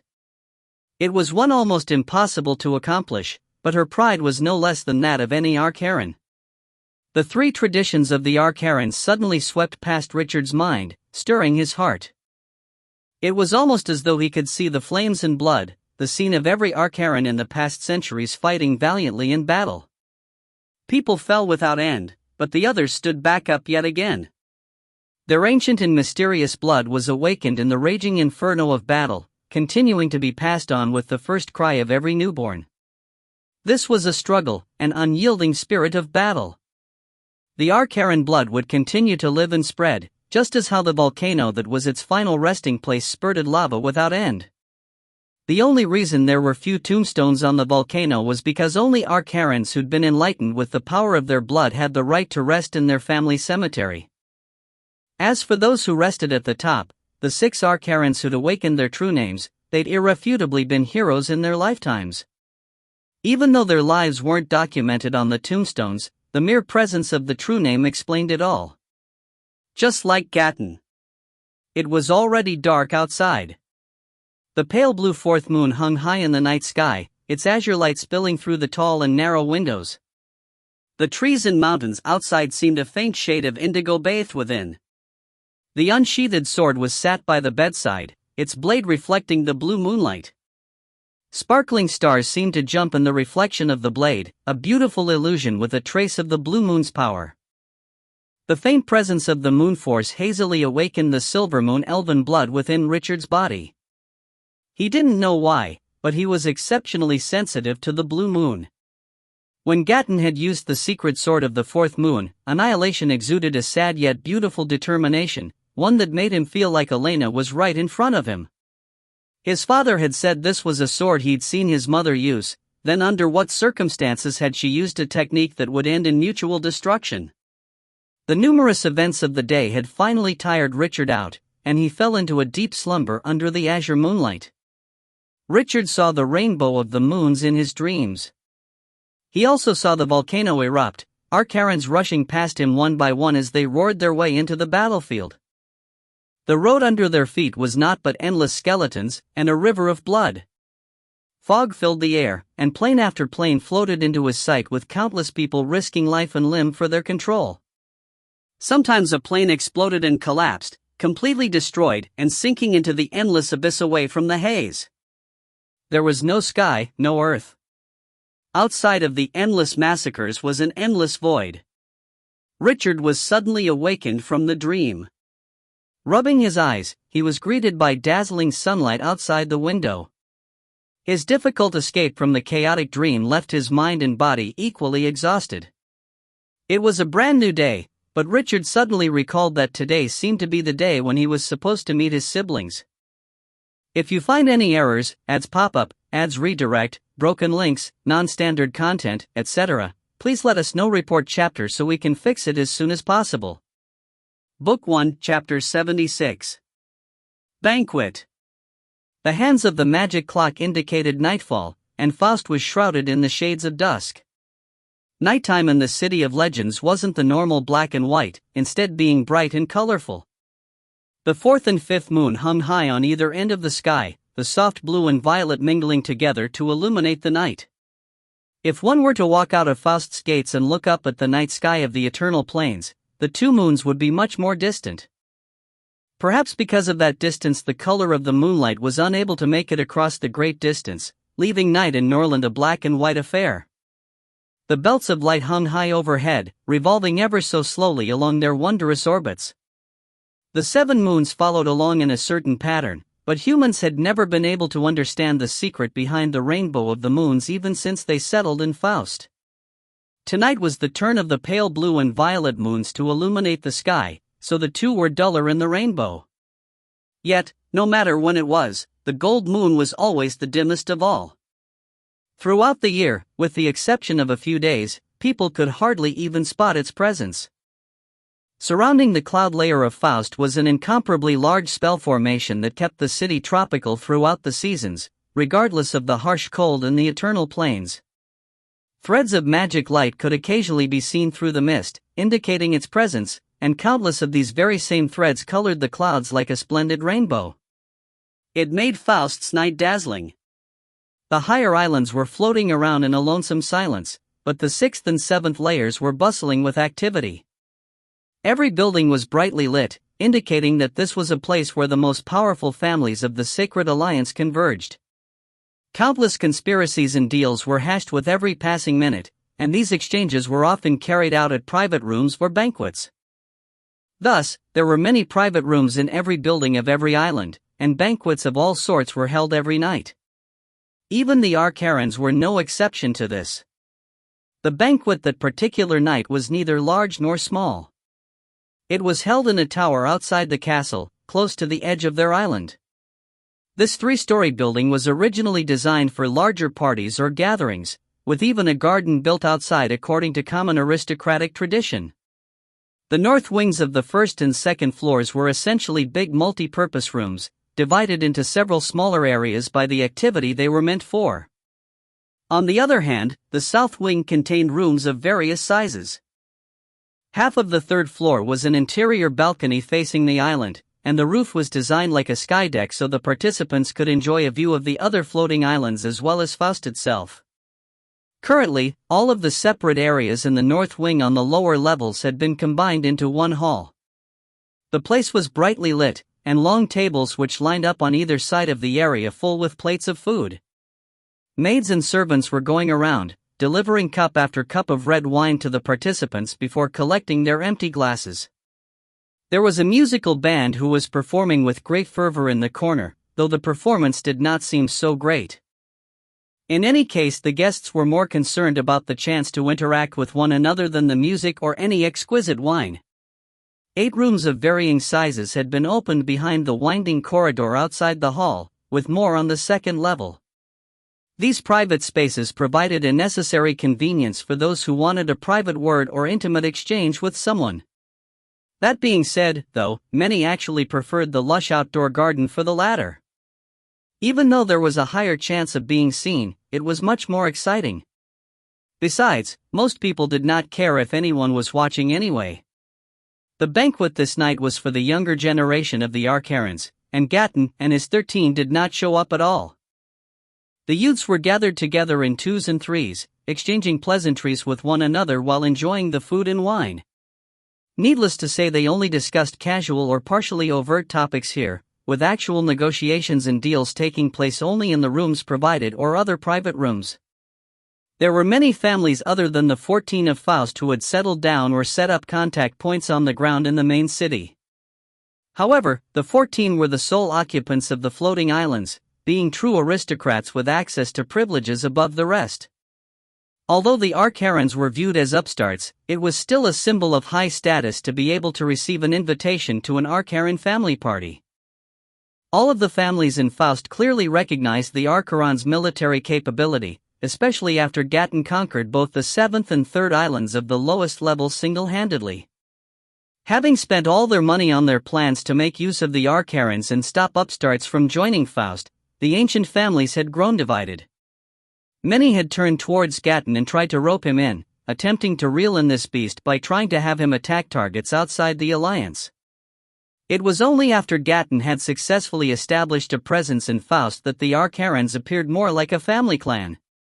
Many Arcarans who were on expeditions had sent youths from their branches to Faust.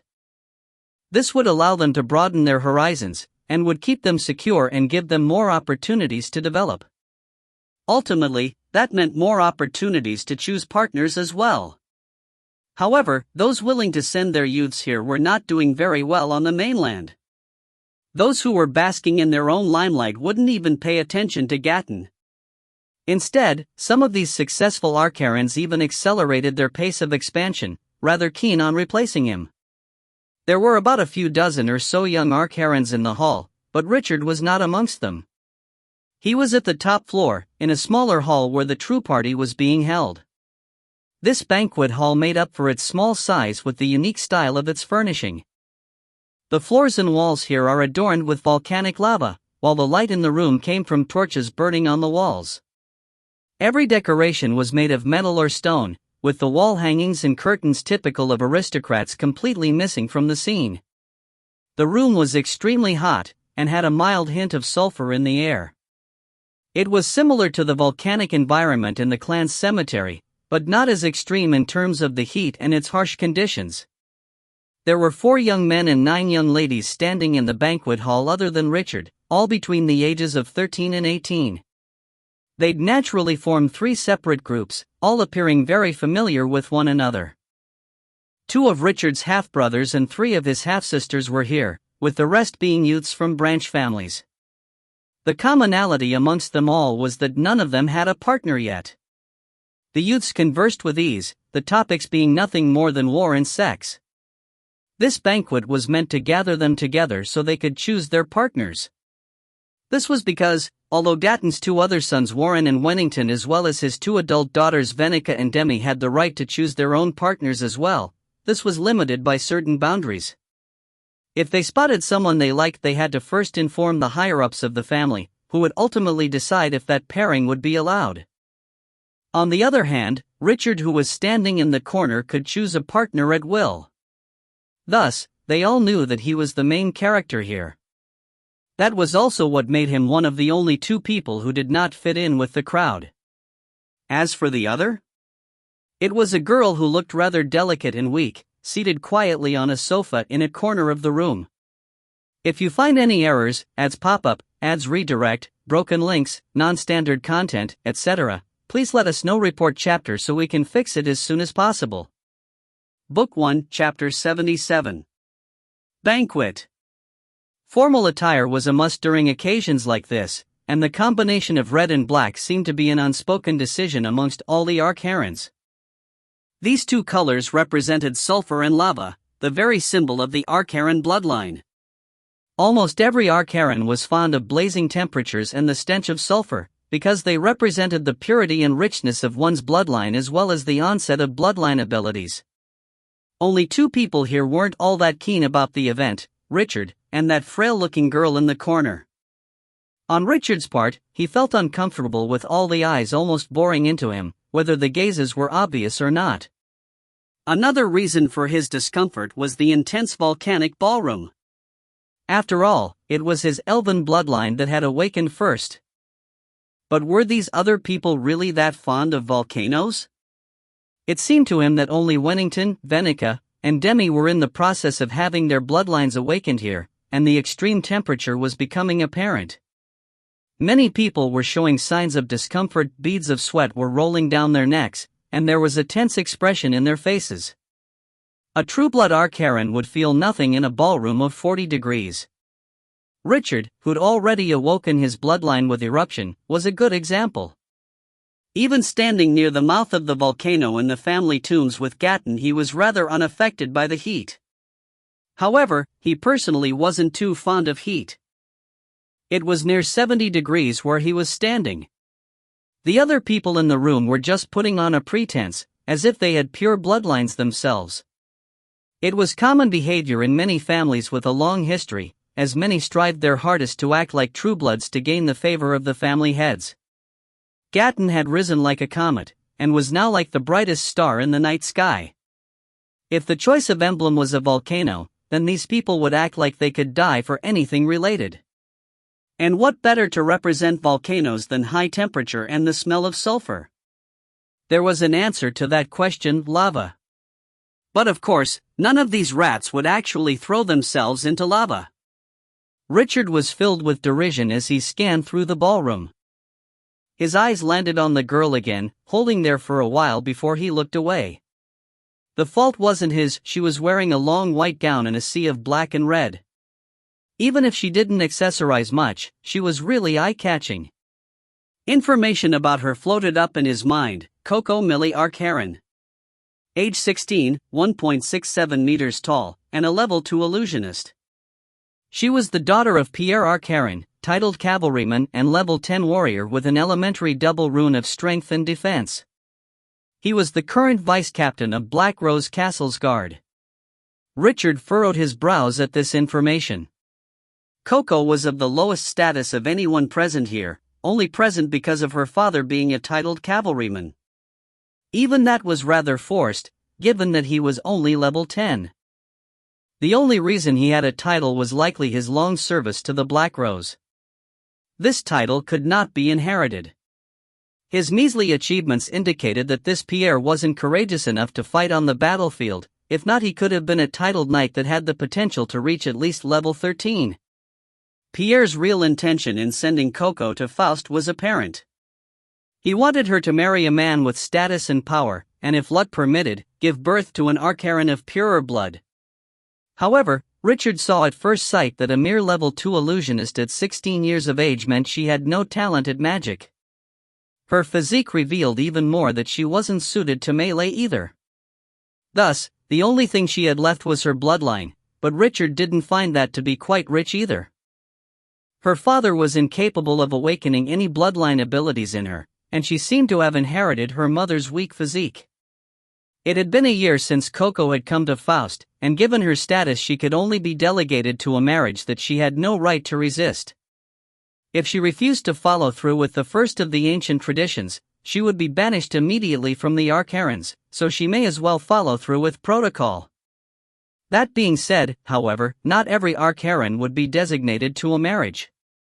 Once a partner had been decided, the family had to provide a certain amount of support to ensure both parties raised their strength and produced better offspring. Coco was a pretty girl, her soft features and tender aura plucking at the heartstrings of many, but her weak build left her without a partner despite a year spent in Faust. The Arcaran bloodline was known to be fierce and violent.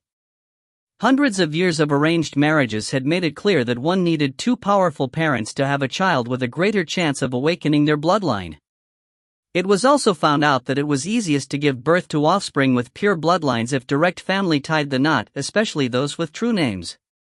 Coco wasn't either, and that explained why she wasn't chosen by any of the ambitious Arcarans. The leaders would have taken this into consideration as well, so they hadn't appointed her to someone themselves. Richard looked at the people in the ballroom once again, focusing on his half-siblings. He had long gotten a hold of the information on everyone attending this banquet.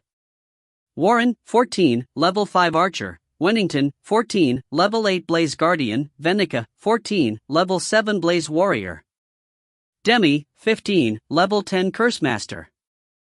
Apart from Warren, who was slightly weaker than the rest, it could be said that none of them paled in comparison to Richard.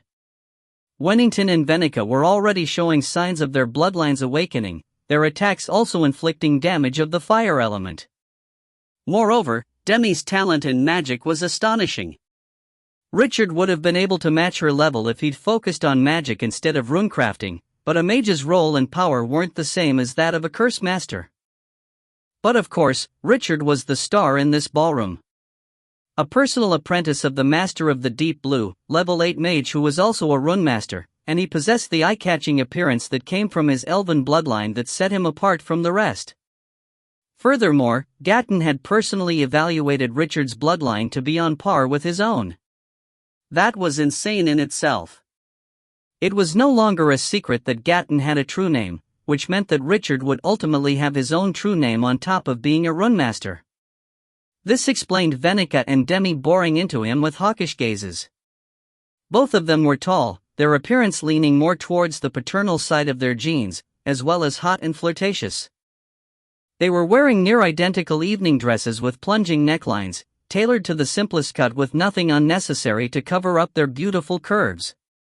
Not only did the dresses bring out their stunning breasts, the high slits in the dress also showed off their alluring legs.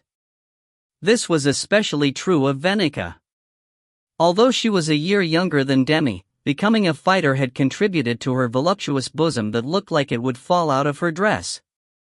If you find any errors, ads pop up, ads redirect, broken links, non-standard content, etc., please let us know. Report chapter so we can fix it as soon as possible.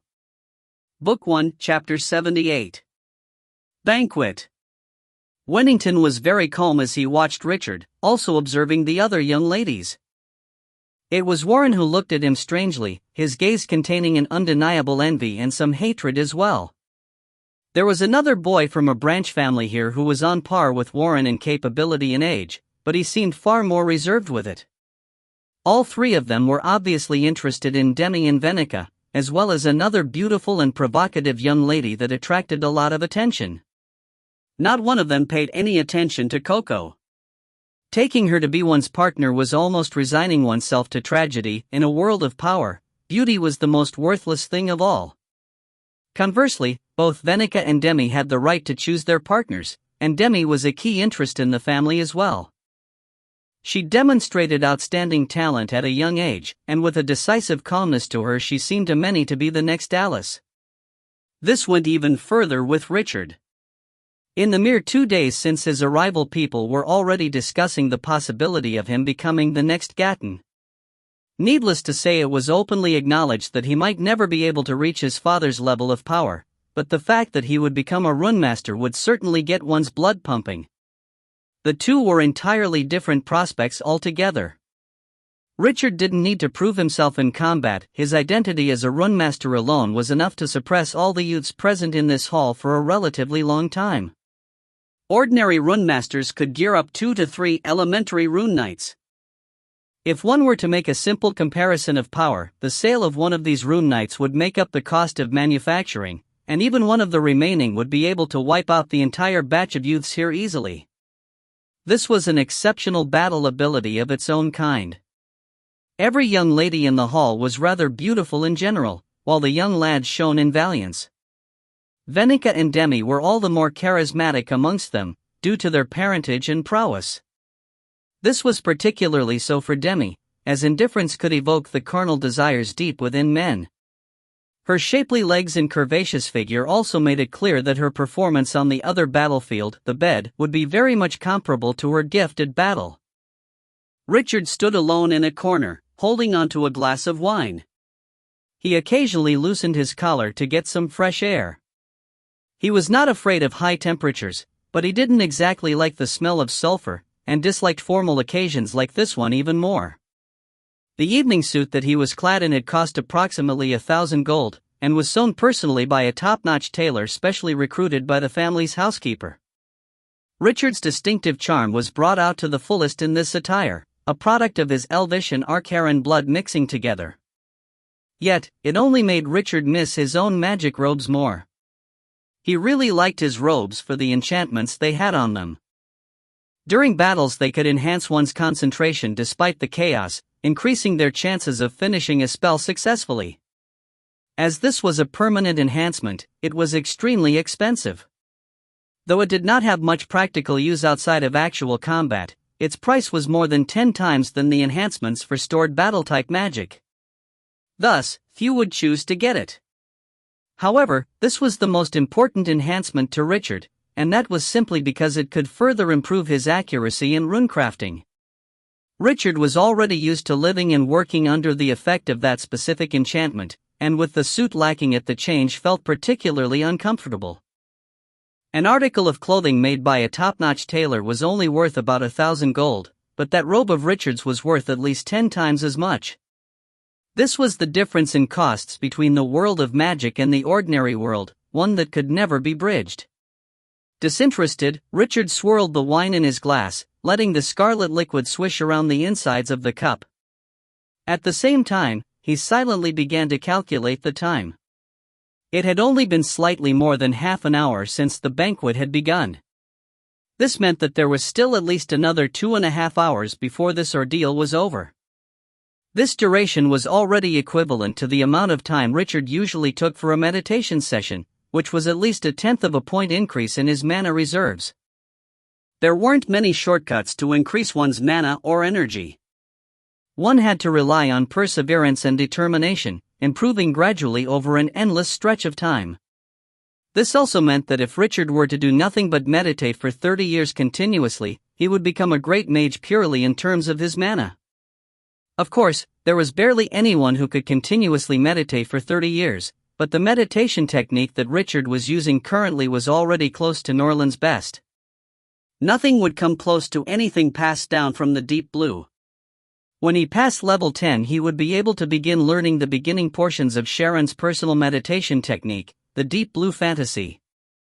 When he reached the level of his professors, he would be able to practice the Deep Blue Dream. Finally, once he stepped into the legendary realm himself, he would be able to practice the Deep Blue Aria. Only after stepping out of the Deep Blue had Richard realized exactly what it meant to be Sharon's personal apprentice. With far too much to be done to fulfill his goals, and things constantly pressing for his attention, Richard was obsessed with time. Despite the strong purpose and atmosphere of his banquet, he couldn't bring himself to be enthusiastic at all. In fact, it was not too much of a commitment to choose a partner. More often than not, they just ended up being people who shared a bed, going their separate ways after a descendant was born.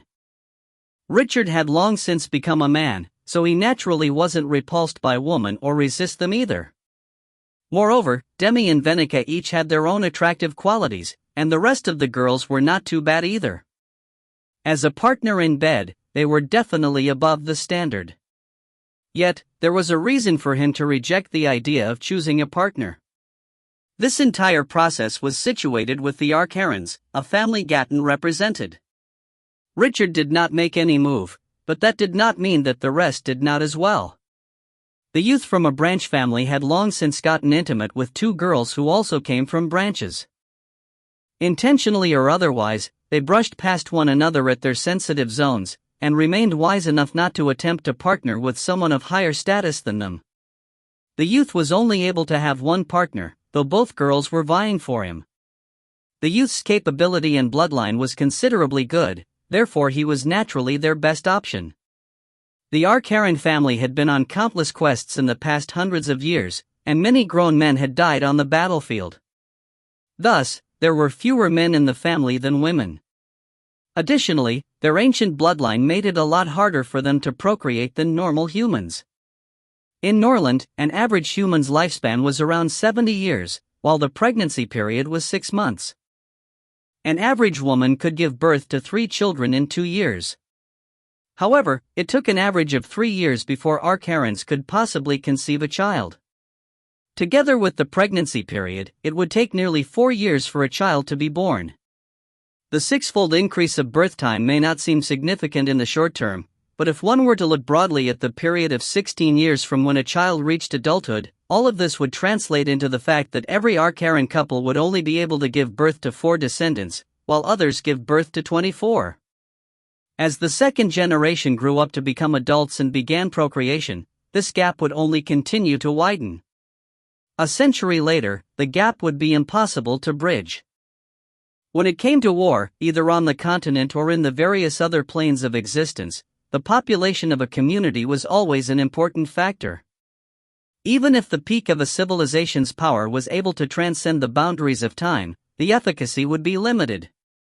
No matter how formidable any inheritance was, it would need to be passed down and sustained for generations through the bloodline. Thus, this gave rise to the Arcaran's ancient yet divine first rule. As a means to remedy this, every Arcaran also had many non-Arcaran partners as well. This increased their chance of having children, but diluted the ancient bloodline as well. The ancestors hoped that, with the sheer number of children born in that way, there was some chance of a child with a particularly strong bloodline.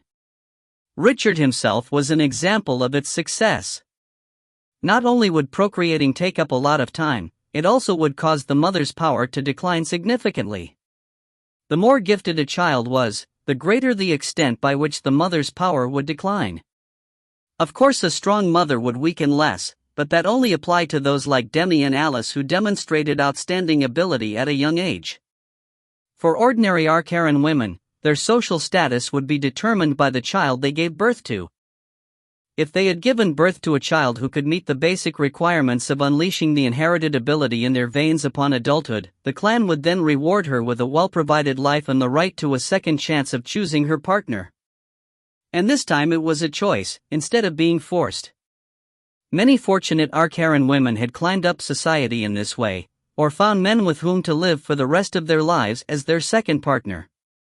If you find any errors, ads pop up, ads redirect, broken links, non-standard content, etc., please let us know. Report chapter so we can fix it as soon as possible. Book 1, Chapter 79. Invitation. The two young girls soon started to fight over the youth openly. Although only the more talented youths had the right to choose their partners, if a willing couple applied to be given to each other, the request would be granted unless someone with such a right interfered. The number of such youths in the family was limited. This was even more true of those with the right to choose multiple partners. Even if Wennington, Demi, and Venica had two choices because of their talent and parentage, their choices still needed to go through higher authority in the family.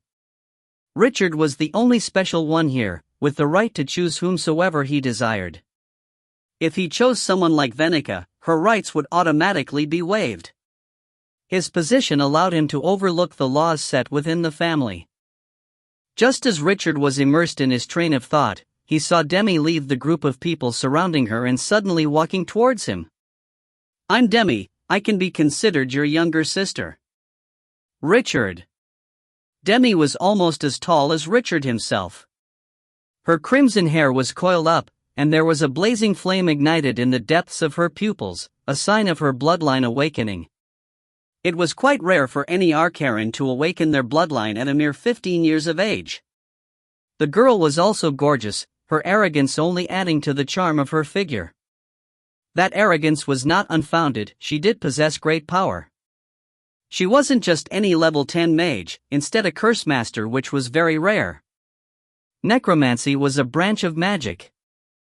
Curse masters were weak at the start of their training, but proceeded to grow increasingly strong over time. Past level 10, they could easily keep up with mages of the same level. Their best abilities were at reducing an opponent's power and distracting them. Unless one had extremely strong mana reserves, anyone who met a curse master would get a headache. At level 10, curse masters could even unleash group attacks, which only served to show how truly terrifying they were on the battlefield. Demi looked straight into Richard's eyes as she stood so close to him, her breasts almost came in contact.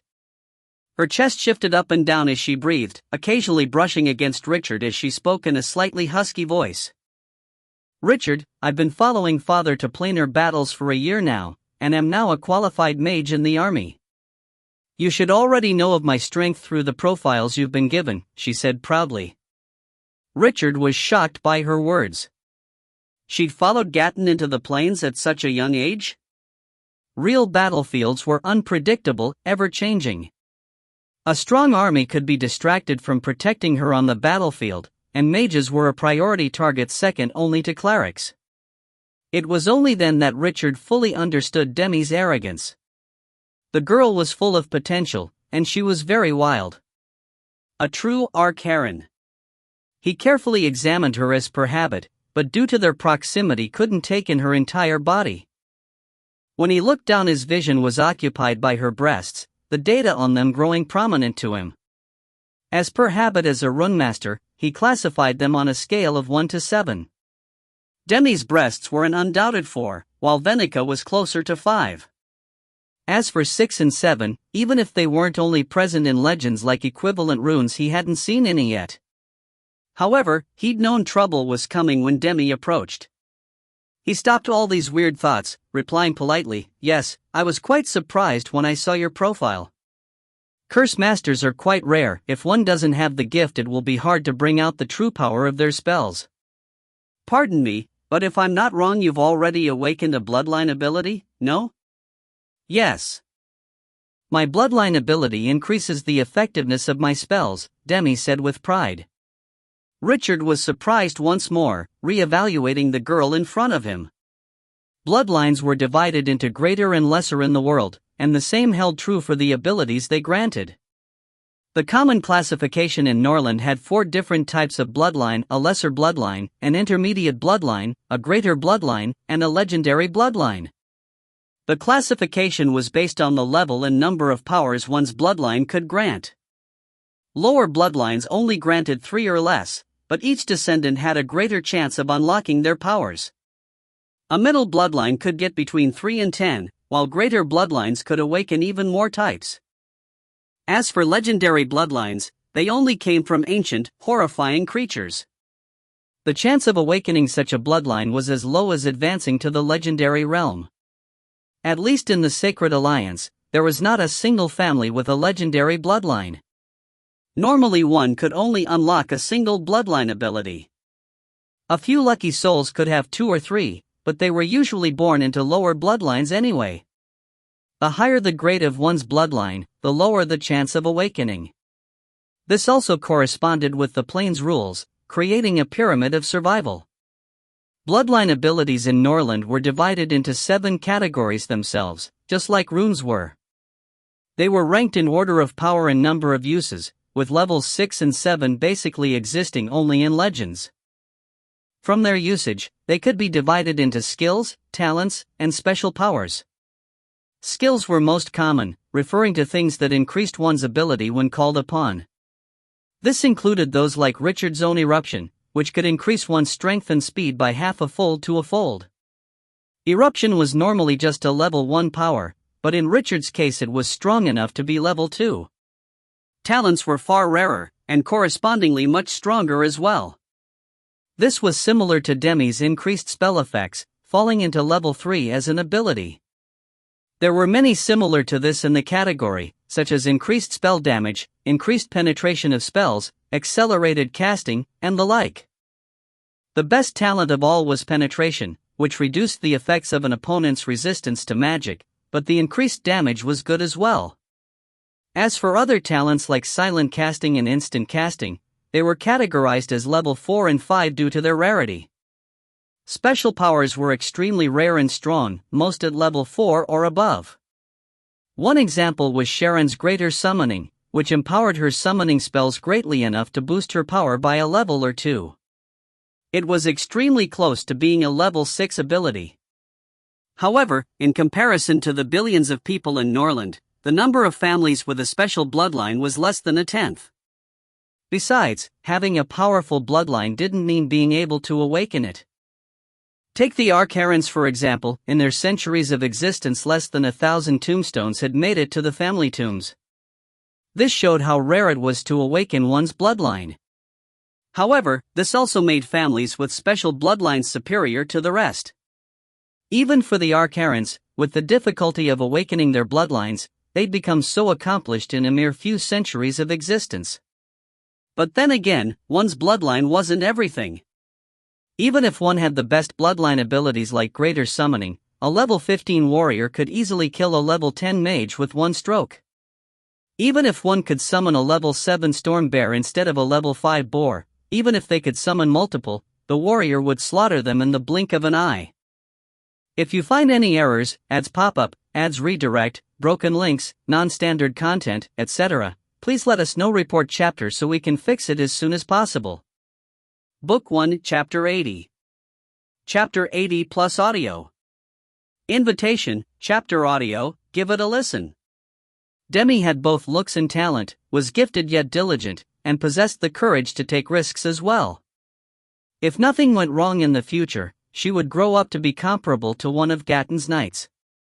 A young lady like her was worthy of respect and admiration. My ability is eruption, Richard stated in response. All of the youths had actually focused their attention on Richard and Demi. Many of them looked envious on hearing that he'd unleashed his ability as well, but Wennington and Venica didn't have much of a reaction. Even though the two of them didn't have their own abilities unlocked yet, they were quite close. Besides, as fire-related classes, their abilities were quite likely to fall under the category of fire-based damage. Any such ability would exceed Richard's eruption in level. On the other hand, Warren's face was full of jealousy and disdain. He even grunted under his breath, "Bah, just eruption." Although the rest might not have noticed it, Richard clearly heard the boy. Still, he pretended not to have heard anything. While eruption was a common and average ability, Warren himself hadn't unlocked his own. As for the hatred and jealousy Warren had towards him, Richard didn't take that to heart either. Not every Arcaren was a hard-working genius that could work together with the rest. That schism was in fact something that governed the family. Eruption? Demi was stumped for a moment, with her brows slightly creased. That isn't really compatible with your class. That's really unlucky, but it's not too much of a concern. What's most important is that you are a rune master, so it doesn't matter if your ability is wasted. You were unlucky this time, but good luck for the future. Thank you. Richard raised his glass in toast, taking a small sip. One normally unlocked their ability after they chose their class. If it matched their class well, it would strengthen their powers, with Sharon and Demi being perfect examples.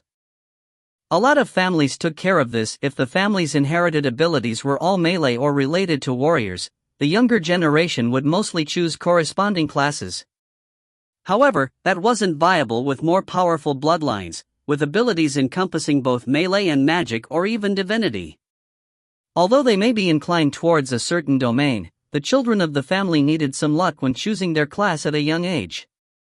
In the case of the Arcarens, it was widely known that half the abilities were magical and the other half melee, with nothing related to divinity at all. Thus, when a child of the Arcarens was choosing their class, it was like they were flipping a coin for their ability. There were many cases in history of people changing classes after unlocking an exceptionally powerful ability. Generally speaking, one would contemplate their future direction if they unlocked something past level 3, and it became absolutely worth it at level 4. Richard was an example of failed luck, at least for now. Demi's wish of good luck hinted at the possibility of him unleashing a second ability, a wish with good intentions behind it. As charming as she already was, this only served to leave Richard with an even better impression of her. Winnington walked over as well, glass in hand. He smiled. Eruption? I want this marvelous skill as well. I already took the leap of faith in choosing my class, but without my ability unleashed yet, I don't know whether it's compatible as I hope. If I get something like a level 2 magic ability, it'll be a real headache. Also, Demi, eruption isn't as useless as you think for Richard. On the battlefield, it'll serve a great purpose. You have a point. Demi nodded in agreement after a moment's consideration.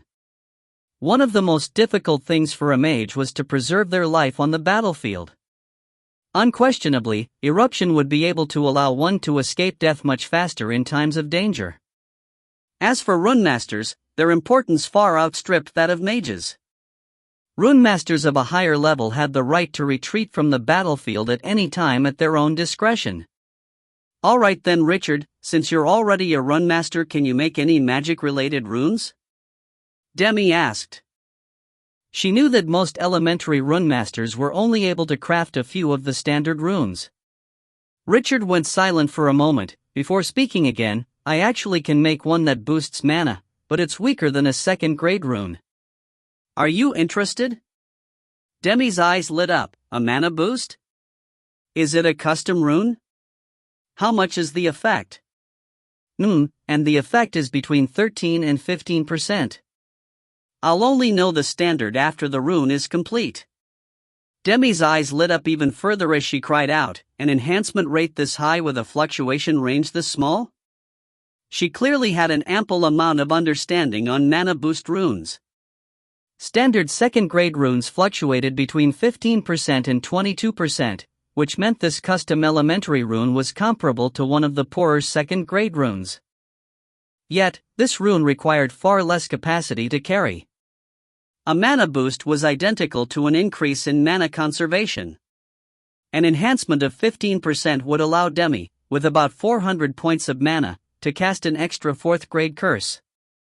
This increase in battle capacity would be similar to what a magic effectiveness rune would grant her. At the same time, this enhancement was relative to her own strength, only increasing as she grew in power. Richard nodded his head in acknowledgement. Demi took a deep breath, and stuck her impressive chest out before saying, "I want this rune. But I don't want it to be a rune slot, I want it tattooed directly on my body. I can already withstand any elementary rune, but..." Her words sounded like she was hinting at something in particular, which made Richard feel somewhat strange. He cast a casual detection spell on her body, a basic diagnostic test runemasters used to learn where to attach their runes. He actually didn't need the spell to gauge the location, but used it to confirm his suspicions, because the location was simply inconceivable. The detection spell flashed past Demi, and in Richard's perception the entire area from her chest to her lower abdomen lit up in response. That was the only region where she could have runes tattooed. Richard suddenly felt Demi's fervent gaze on him, which made him rather reluctant to look her in the eye. This was now another sort of invitation altogether. "Venica, don't you need a rune too?" Demi turned around and beckoned Venica over. Venica strode forward and looked at Richard before saying, "I want a direct tattoo as well. As for the rune, an elementary agility will be enough. I'll change it in the future." Yet another detection spell was cast, this time on Venica's body. In response, the magic waves covered her back all the way to her thighs. Richard could sense a headache coming his way. Wennington chuckled before saying, "Even I'm getting a little jealous of you now, Richard. How about this, help me with a rune as well and I won't resent you any further. I'll give you the materials, so you can charge me a lower price for labor. However, I want a slot. Don't get me wrong on this, but I'm different from the girls. Wennington's words, particularly his emphasis on the invitation from the two girls, were practically adding fuel to the flames. This caused Richard's headache to worsen. Thankfully, the youths began to discuss planar wars shortly after, the discussion growing so heated Richard could barely get a word into the conversation. Although Demi was the only one who had truly participated in battles, Wennington and Venica had a lot of related knowledge too. Their zeal for combat was simply startling as well. In some sense, Richard felt like these people in front of him were battle-crazed lunatics. Warren did not join in on the conversation. It was evident that he hated Richard even more now, perhaps even abhorred him. Demi, who'd been beside him, had gone over to Richard on her own, and then even took Venica away as well. At the moment, the both of them were seducing him ever so blatantly, while that damned Richard actually barely even responded. To make things worse, Venica and Demi had no intention of giving up. Any straight man would surrender in the end to their persistent ways of seduction. Warren downed the wine, glass after glass, but the scarlet liquid tasted more acrid than ever. A young lady beside him was trying to talk to him, but he was not paying attention to any of it.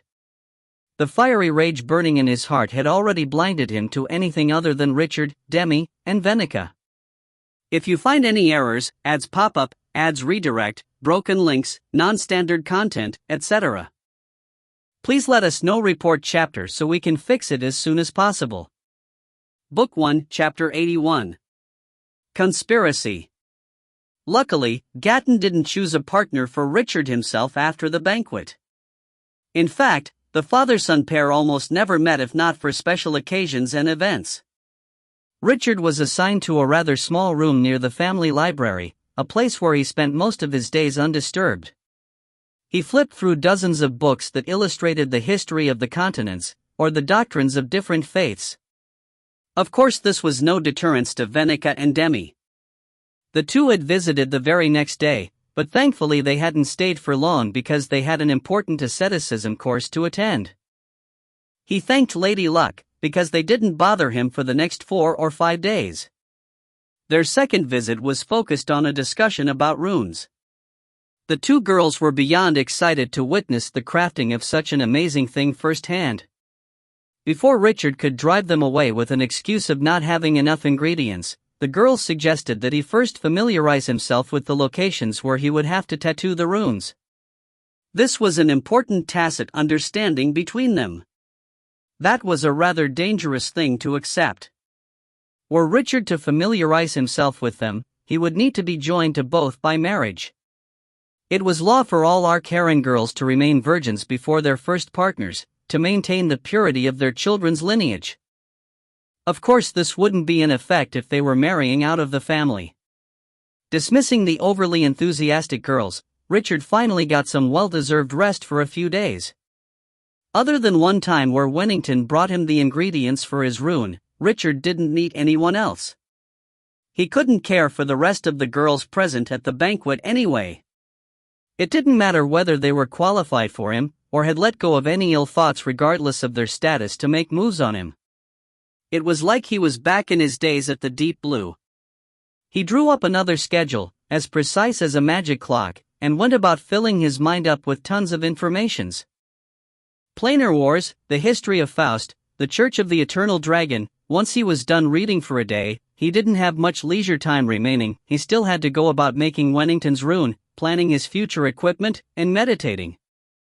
Nonetheless, the piece was only on the surface. Elsewhere in Faust, undercurrents were rumbling. The sixth floating island on the sixth layer was the territory of Duke Joseph. His family was amongst the top 10 of the Sacred Alliance, neither advancing nor declining for a long time.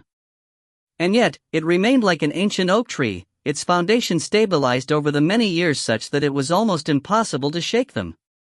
They were rooted deeply into the soil of the Sacred Alliance. Joseph's family was vastly different from the Arcarians on the third island of the seventh layer, who were brimming with war and conflict.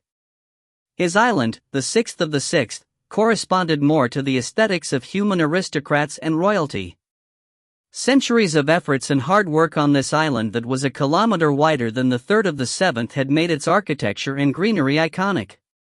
Viewed from a vantage point, the whole island was shrouded in faint purple dome shield. It was rather hard to distinguish under Faust's brilliant sky, but if a foreign object strayed too close, the shield would trigger and ripple outwards like a blooming flower.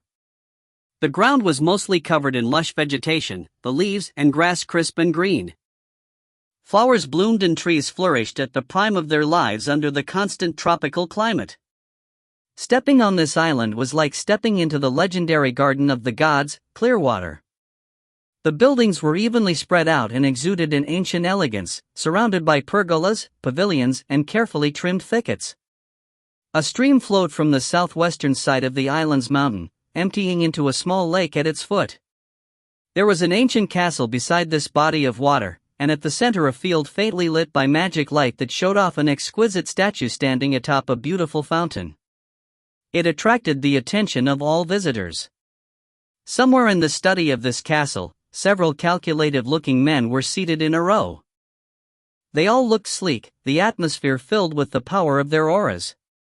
Before them stood a lean aristocrat, who looked rather young in age. He was hugging a book close to his chest, seemingly looking for something within. The boy was dressed casually, and had a pair of crystal spectacles on. A pretty good-looking lad, one would say, that exuded wisdom and intelligence. The one downside was that he was a little skinny. "Is this news confirmed?" he asked as he flipped through the pages of the book. An experienced-looking middle-aged man on the far left spoke up. "We've already verified through many avenues that Richard Arcaran is an elementary runemaster. But we've been unable to gather more information from the Deep Blue, so his current standard is unknown. It's bizarre, there's exceptionally little information about the boy in the Deep Blue. The traders were behaving quite strangely as well. They either said they didn't know anything when asked, or only gave us trivial and unimportant information. None of us were able to get our hands on any details. What more do you need? A runemaster at the mere age of 15, do we still need further verification?" Another man quipped before waving his hand aggressively. "Even if Richard remains at his current level his whole life, how many more rune knights will the Arcarans have as he grows older? We should have killed him while we could.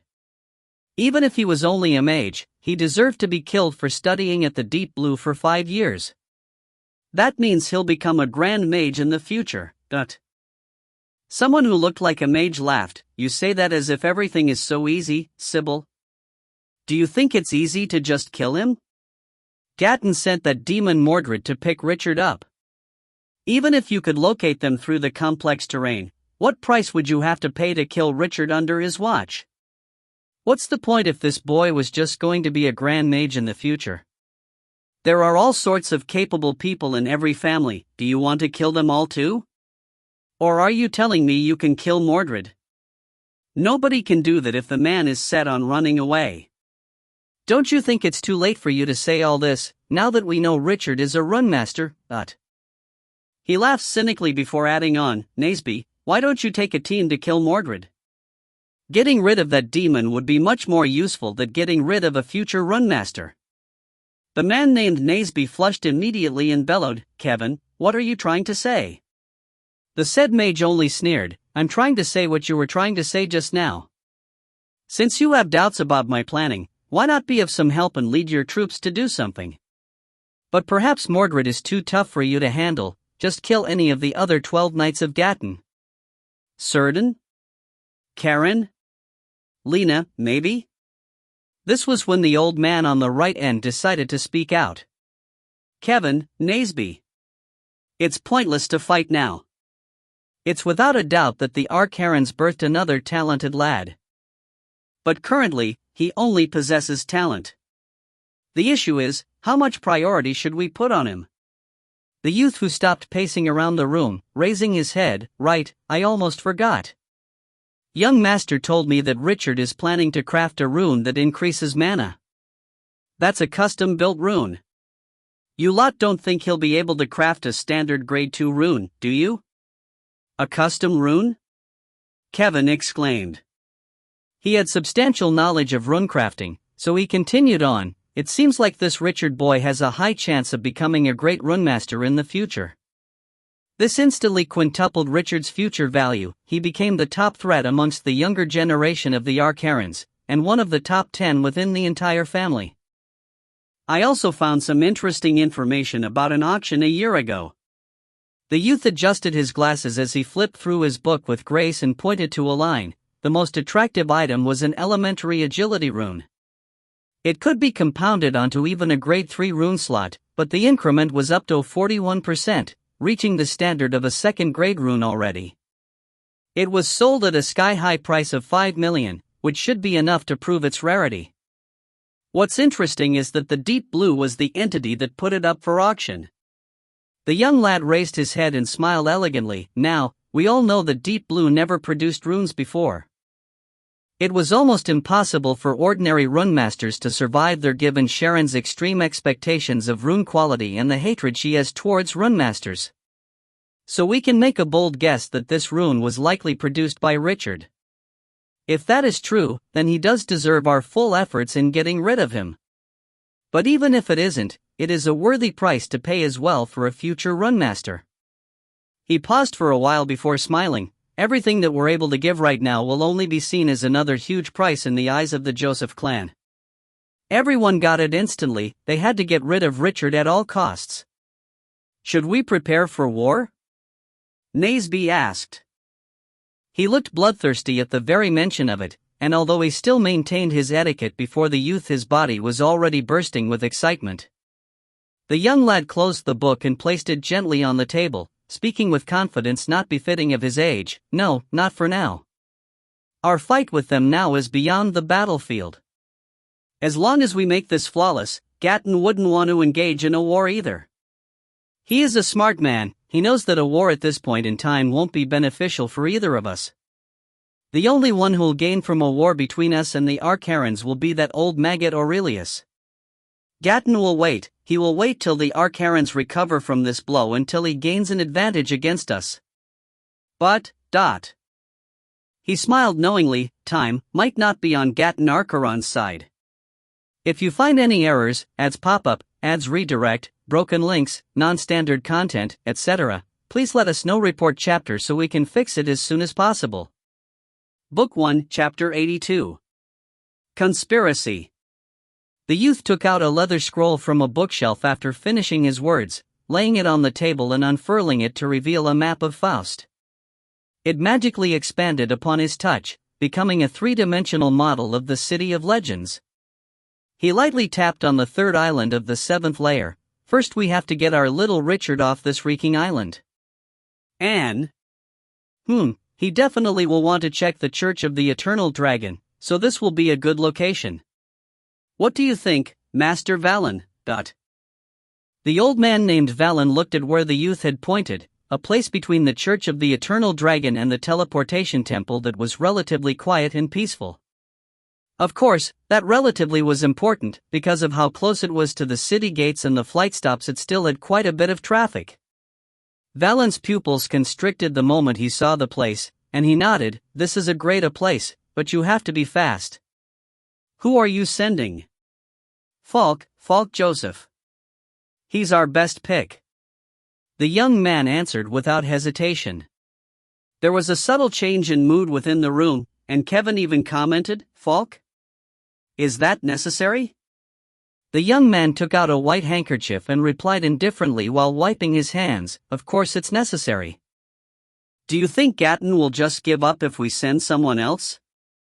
Those old foxes will see through our little plan, but we need to force him to tolerate it for now. That needs enough of a sacrifice on our part. He'll be aware of what we're doing, but we need to force him to deal with us at a later date. What we need now is time. Alright, Master Valen, I'll leave persuading Falk to you. We will do as you ask, the old man said with respect. He then stood up, leaving with the rest of the men in tow.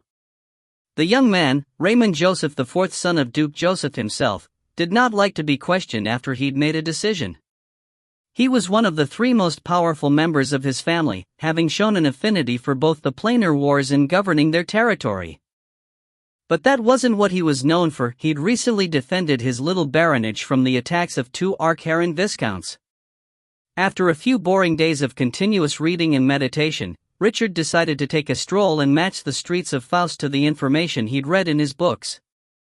Downtown Faust was truly flourishing, with hundreds of alliances and many powerful groups and individuals trying to make a fortune or find something useful there.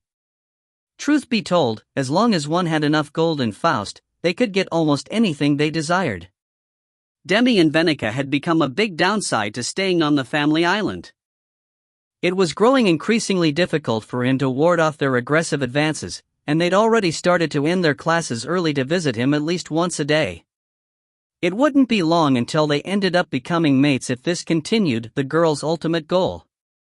Demi and Venica were different from normal Archaran women. Producing powerful offspring was only one facet of their consideration. They were more interested in participating in the planar wars alongside him. That was why, when Warren invited Richard to visit the Church of the Eternal Dragon together, he'd agreed at once. Although it was rather bizarre for Warren to ask him out with his obvious hostility, he believed it was still logical to an extent. Who wouldn't want to build a good rapport with a 15-year-old rune master? Any well-trained child of nobility had learned to set aside their personal feelings for the sake of interests and benefits. If not, they would long since have been eliminated in the internal wars of their families. Richard, on the other hand, was excited to see the church, so he called his personal butler to report his plans. Gatton had asked him to inform the family whenever he wanted to leave, and await their arrangements. The butler made his way to a small room at the side of the castle upon Richard's request, informing a female knight of his plans. The woman was dressed in light yet elegant armor of an unusual style. Unlike conventional designs that focused on protecting the chest, throat, and groin, her armor seemed to be focused on bringing out her outstanding figure. It fit tightly to all her curves, almost comparable to a custom-made nightgown. There was no visible special protection nor defense of her vital parts, while the entire armor was decorated in pretty floral lines and embedded with many gems and crystals. The veiny patterns were spread all across the breastplate, the jewels shining like stars that seemed almost translucent in certain areas. Apart from the traditionally designed shoulder pads, it seemed as if the entire armor was just for show and wouldn't be effective in combat at all.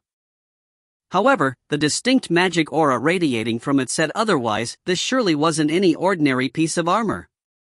The woman was relatively pretty, even a little sultry, with her eyes moving flirtatiously. She looked around 20, her brown bob cut making her appear playful yet experienced. Her whole body was fitted comfortably in the chair, legs resting on the table. Of course, her thighs just had to be exposed. The fair and delicate-looking skin seemed extra desirable under the golden light of the sun. She appeared pretty laid back under the purposefully strengthened daylight of Faust, like she could fall asleep at any time. The sword that she left leaning against the armrest of the chair was slowing slanting away, seeming like it could fall and collapse on the worn floor any time. The butler knew all this was just a front, and of the men who'd died to the deadly weapon would have agreed if they had the chance.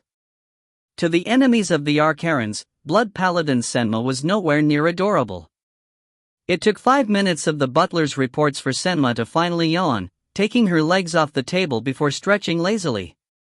This was a rather frustrating process, because the lower half of her armor was styled like a long skirt, exposing the area beneath it here and there.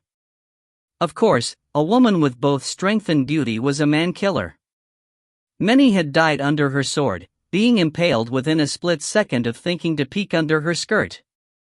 But the butler who has been working for the Arcarans for 30 years was more than familiar with the 13 rune knights, so he kept his eyes 10 centimeters from his feet from the moment he entered the room.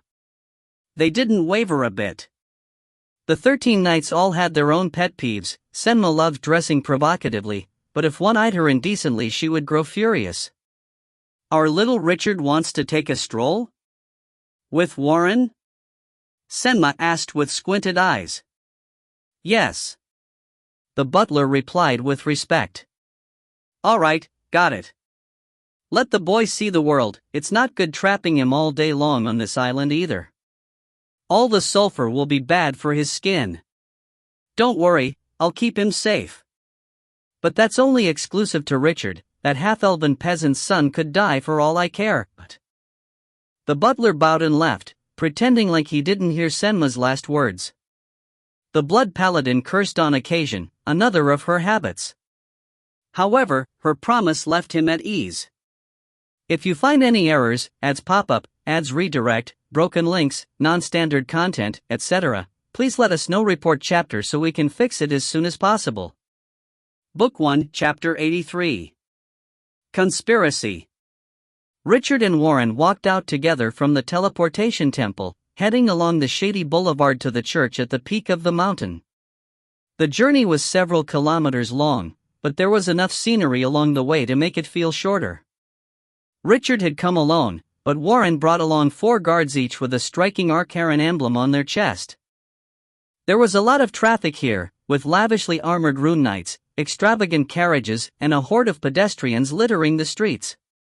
The Church of the Eternal Dragon, being sacred in Faust as it was, had a large mass of followers. That the church could not be rebuilt only strengthened its status in the hearts of its believers. Once they got within a kilometer of the church, even the Alliance's emperor, bloodthirsty Philip, would get off his carriage and head the rest of the way on foot to show his sincerity towards the Eternal Dragon. Richard conversed with Warren as they made their way to the church. Having spent more time in the city, the boy knew much more about it than Richard did, and talk of the secrets of the 14 families in the imperial household would be enough to keep them occupied the entire journey. Just as they turned a corner, about to take the road leading to the church, a group of people appeared in their path. It was a handful of giggling aristocratic youths, alongside 5 to 6 guards. The one that stood out amongst them seemed to be protected and escorted by the rest, dressed in a refined and luxurious outfit that projected his status and deep background. Most importantly, the emblem of the 3 long swords on his chest indicated that he was a blood descendant of the Joseph family. Richard was about as clueless as one could get with regards to the grudges between the Arcarans and the Josephs. However, Warren didn't look so well as he scoffed and took a few big steps, blocking the path of those in front of him. The teens were initially shocked by the sudden action, before showing signs of annoyance. This was very provocative, causing the guards from the opposing side to roll their sleeves as they stepped forwards, all ready to fight. Although Warren's own guards were inferior in terms of numbers and strength, they showed no signs of fear. Nonetheless, not being afraid didn't equate to not having a brain, as one of them had already run off to report back to the castle. It seemed like this conflict would be difficult to handle now. Seems like your days have been well, Falk, Warren spat through gritted teeth. The youth whose name had been called laughed out loud, noticing that Warren was speaking before answering dramatically, "Hey! Isn't this little Master Warren of the Arc-Herons? I indeed am living my life, thank Thor. I earned a good sum at the casino, and even won something that's said to be the family heirloom of an ancient elven tribe. I also heard something very shocking today. Are you guys interested to find out?" The teens surrounding Falk talked over each other at once, acting like they were eagerly awaiting an oracle from the gods. Warren's expression didn't look good at all, because he was the one who'd lost that heirloom. As for Falk's shocking news, he had no idea what the boy was babbling about, but he was certain that it would be nothing good. Richard was standing behind Warren, looking at Falk and his gang with squinted eyes. Countless numbers bounced about before stabilizing to clarify many critical statistics. He could speculate the approximate power of the opposing party from the changes in their movements, the method similar to how he would calculate the mana pool of a mage from their aura. Falk seemed to be a melee class between level 10 and 12, while his guards were all between level 8 and level 10. As for the remaining teens who were flocking around Falk, they either had little power or were weak. The strongest amongst them was only around Warren's standard. Richard quickly patted Warren on the shoulder and said, "Let's go, we still have to make our way to the church." If they were to make a move in that situation, it would only end up with the two of them beat up. Richard wouldn't be able to go up against 6 strong guards in Falk even with his underworld techniques. He wasn't a warrior to begin with. He likely needed a blessing from the Eternal Dragon before he would be able to fight such a large group of melee fighters, what with there being no space to cast magic at such close range even if he had tools to do so instantly, which he didn't. Additionally, Warren was the one who started this. According to aristocratic custom, this would be a pointless fight, likely even making them the joke of the city. Richard didn't like to get beaten up for no reason, and moreover he wasn't all that close to Warren. He would barely be an acquaintance if not for the shared bloodline. Warren turned and shouted at Richard, "What do you know about this? This fellow is from the Joseph family. He's the 3rd son of Duke Joseph, and the most annoying one."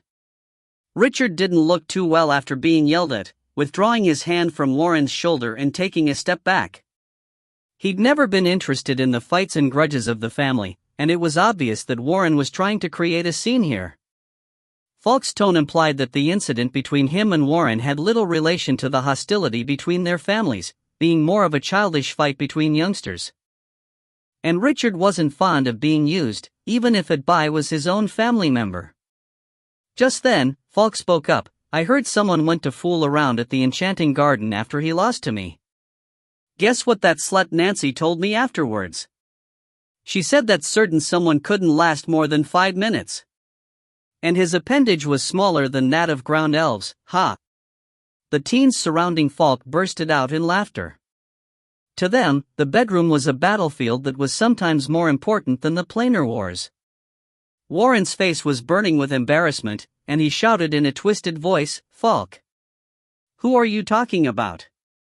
Falk's eyes turned icy cold, and he said, "I'm talking about the bastard of a slut." "Why, any comments, Dot?" Warren screamed furiously in response, before charging towards Falk and landing a punch on his face. His movements were quick owing to his training as an archer, so Richard didn't even have the time to react. Wham! A low sound resonated from Falk's cheekbone where Warren had landed his fist, and the boy's upper body leaned backwards from the impact.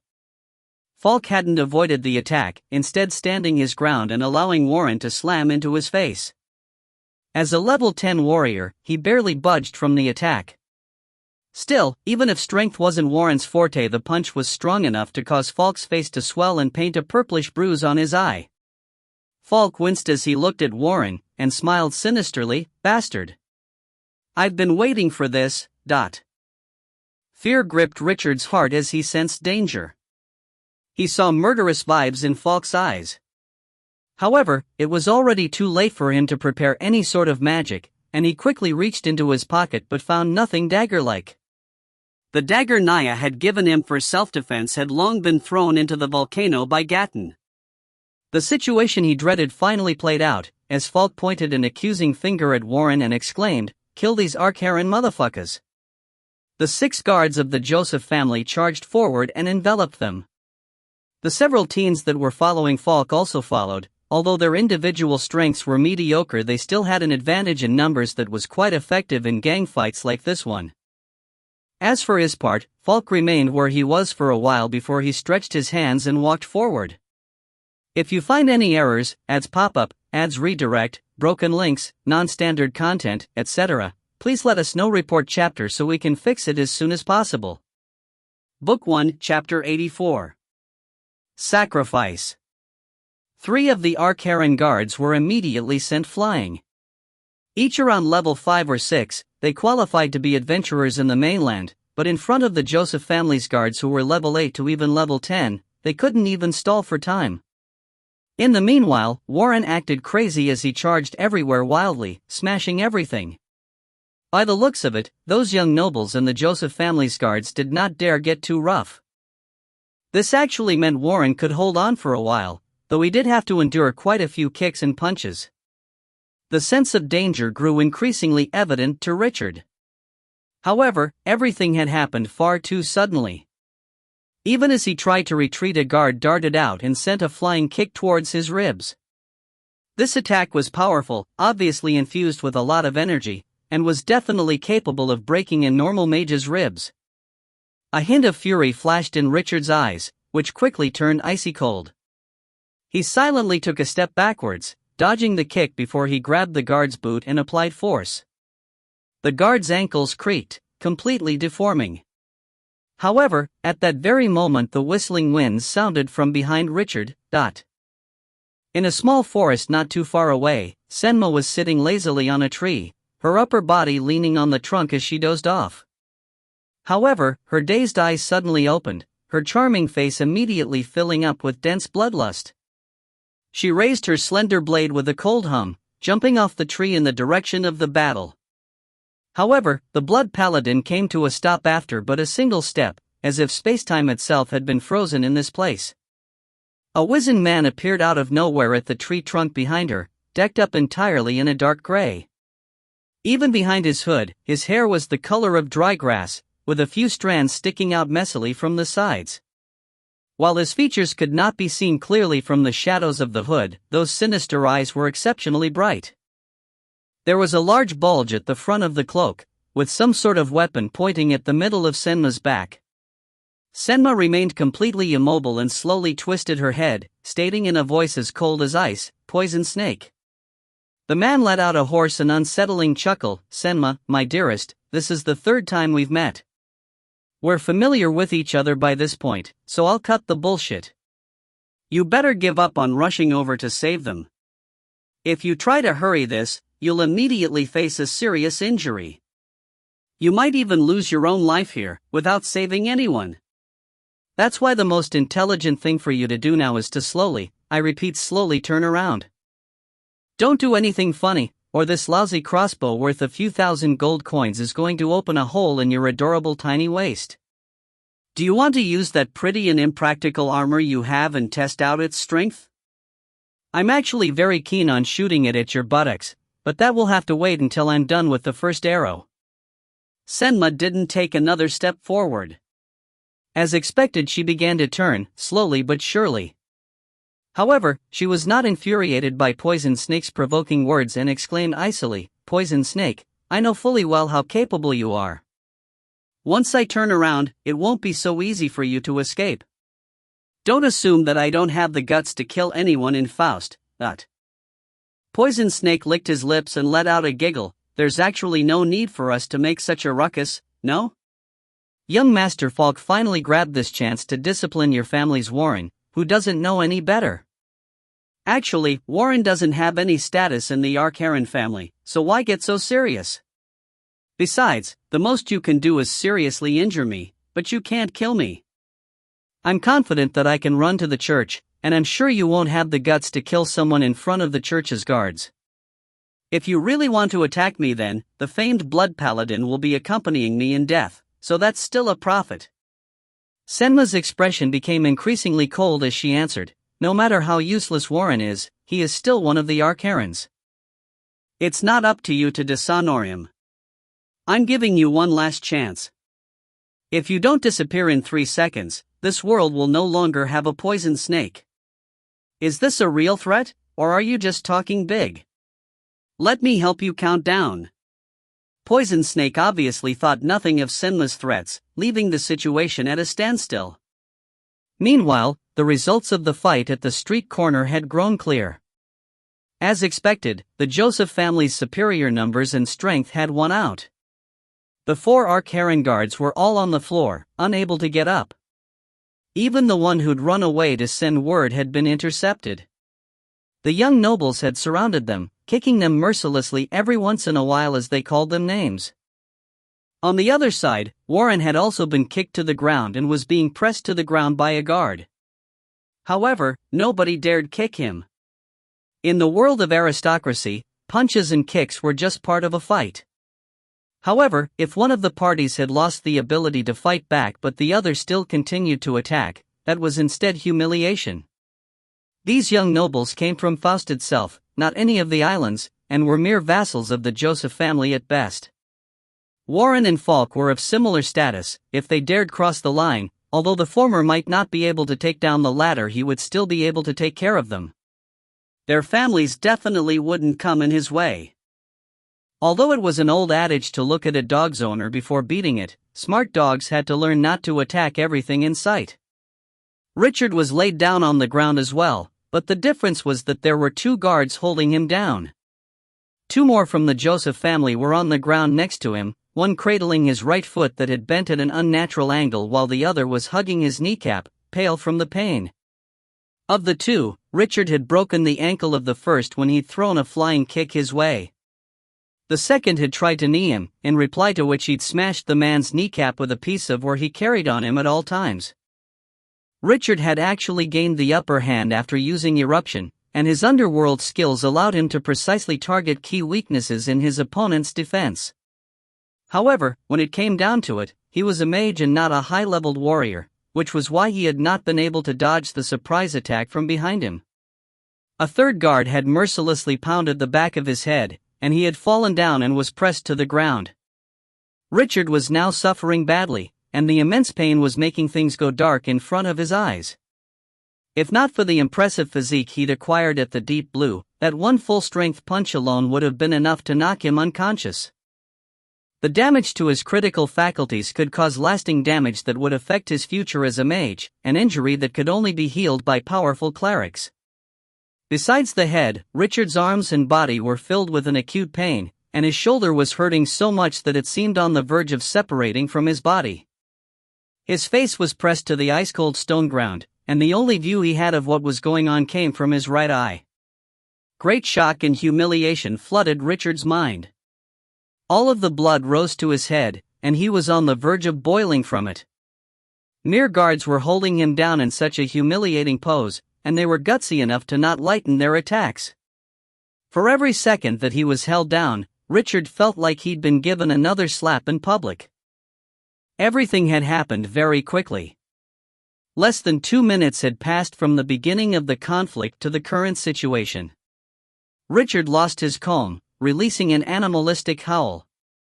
Using all his strength, his upper body actually began to move up. One of the guards holding him down was sent flying, as he had been caught unprepared. The other had rather quick reflexes, and used another arm to hold onto Richard's waist. However, the great power Richard had burst forth with caused him to sway, and it seemed like he would release his grasp. The guard who'd been holding Warren down immediately used his strength and charged over, throwing a precise kick at Richard's back that caused him to crash down again, smashing head first into the stone floor. Blood immediately flowed from his forehead. There was now a fair number of people watching by the road at this point, but after seeing the family emblem of the Josephs and Arcarans, nobody dared come closer. Seeing the blood flowing from Richard, many exclaimed in shock. Richard was obviously wearing the colors of nobility. He was no guard. Falk only seemed to notice Richard now, walking over. "Who's this kid?" Why haven't I seen him before? Richard somehow lifted his head, but just as he wanted to speak, Falk used his foot and stepped on his head, forcing his face back to the ground. If you find any errors, ads pop up, ads redirect, broken links, non-standard content, etc., please let us know. Report chapter so we can fix it as soon as possible. Book 1, Chapter 85. Sacrifice. This kid has a pretty bad temper, to dare to be obstinate even at this stage.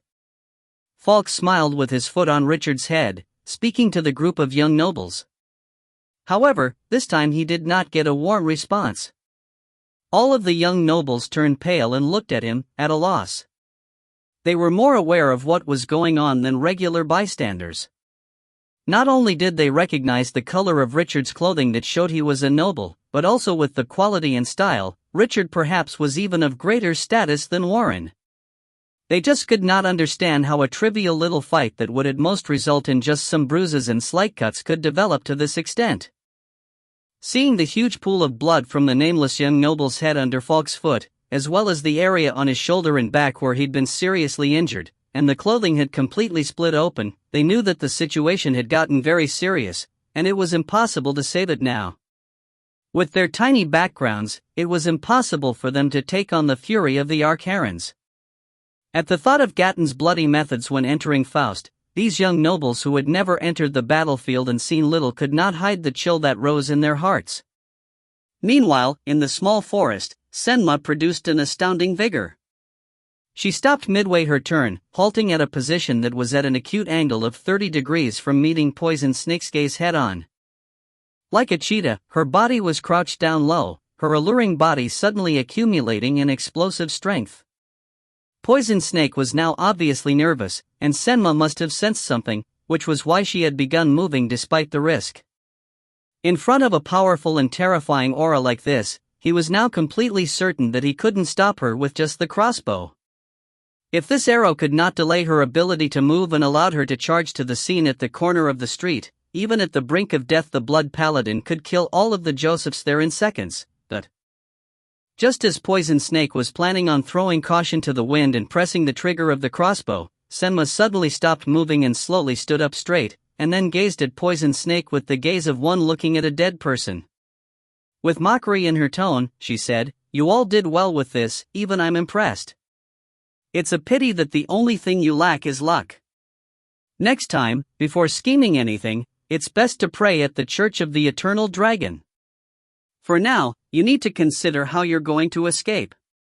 Practically at the same time, Poison Snake sensed two powerful auras ascending from the distance, and his expression instantly changed. At this very moment, Falk had a twisted smile on his face, and all the energy in his body blazed with explosive might as he viciously stepped down on Richard's head. This amount of energy could easily shatter Richard's skull under his foot.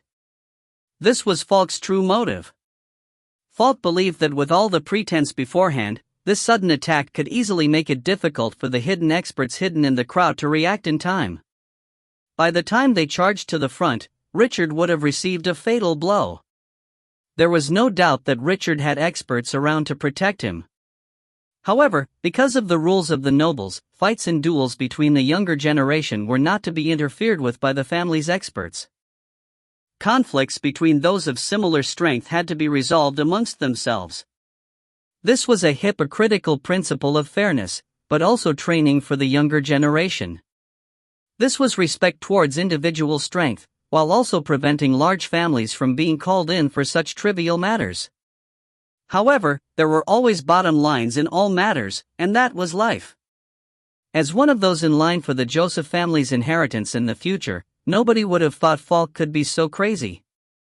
Only Falk himself knew that, being a true son of Duke Joseph as well as a talented warrior, he was fated to be the family's sacrifice. If it didn't happen this time, it would in the future.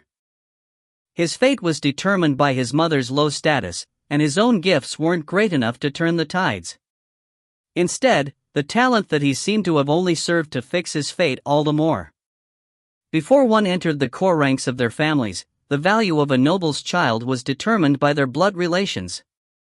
Thus, Warren and Falk were essentially equivalent in status, while Richard was the same as well. After killing Richard, Falk would not be spared.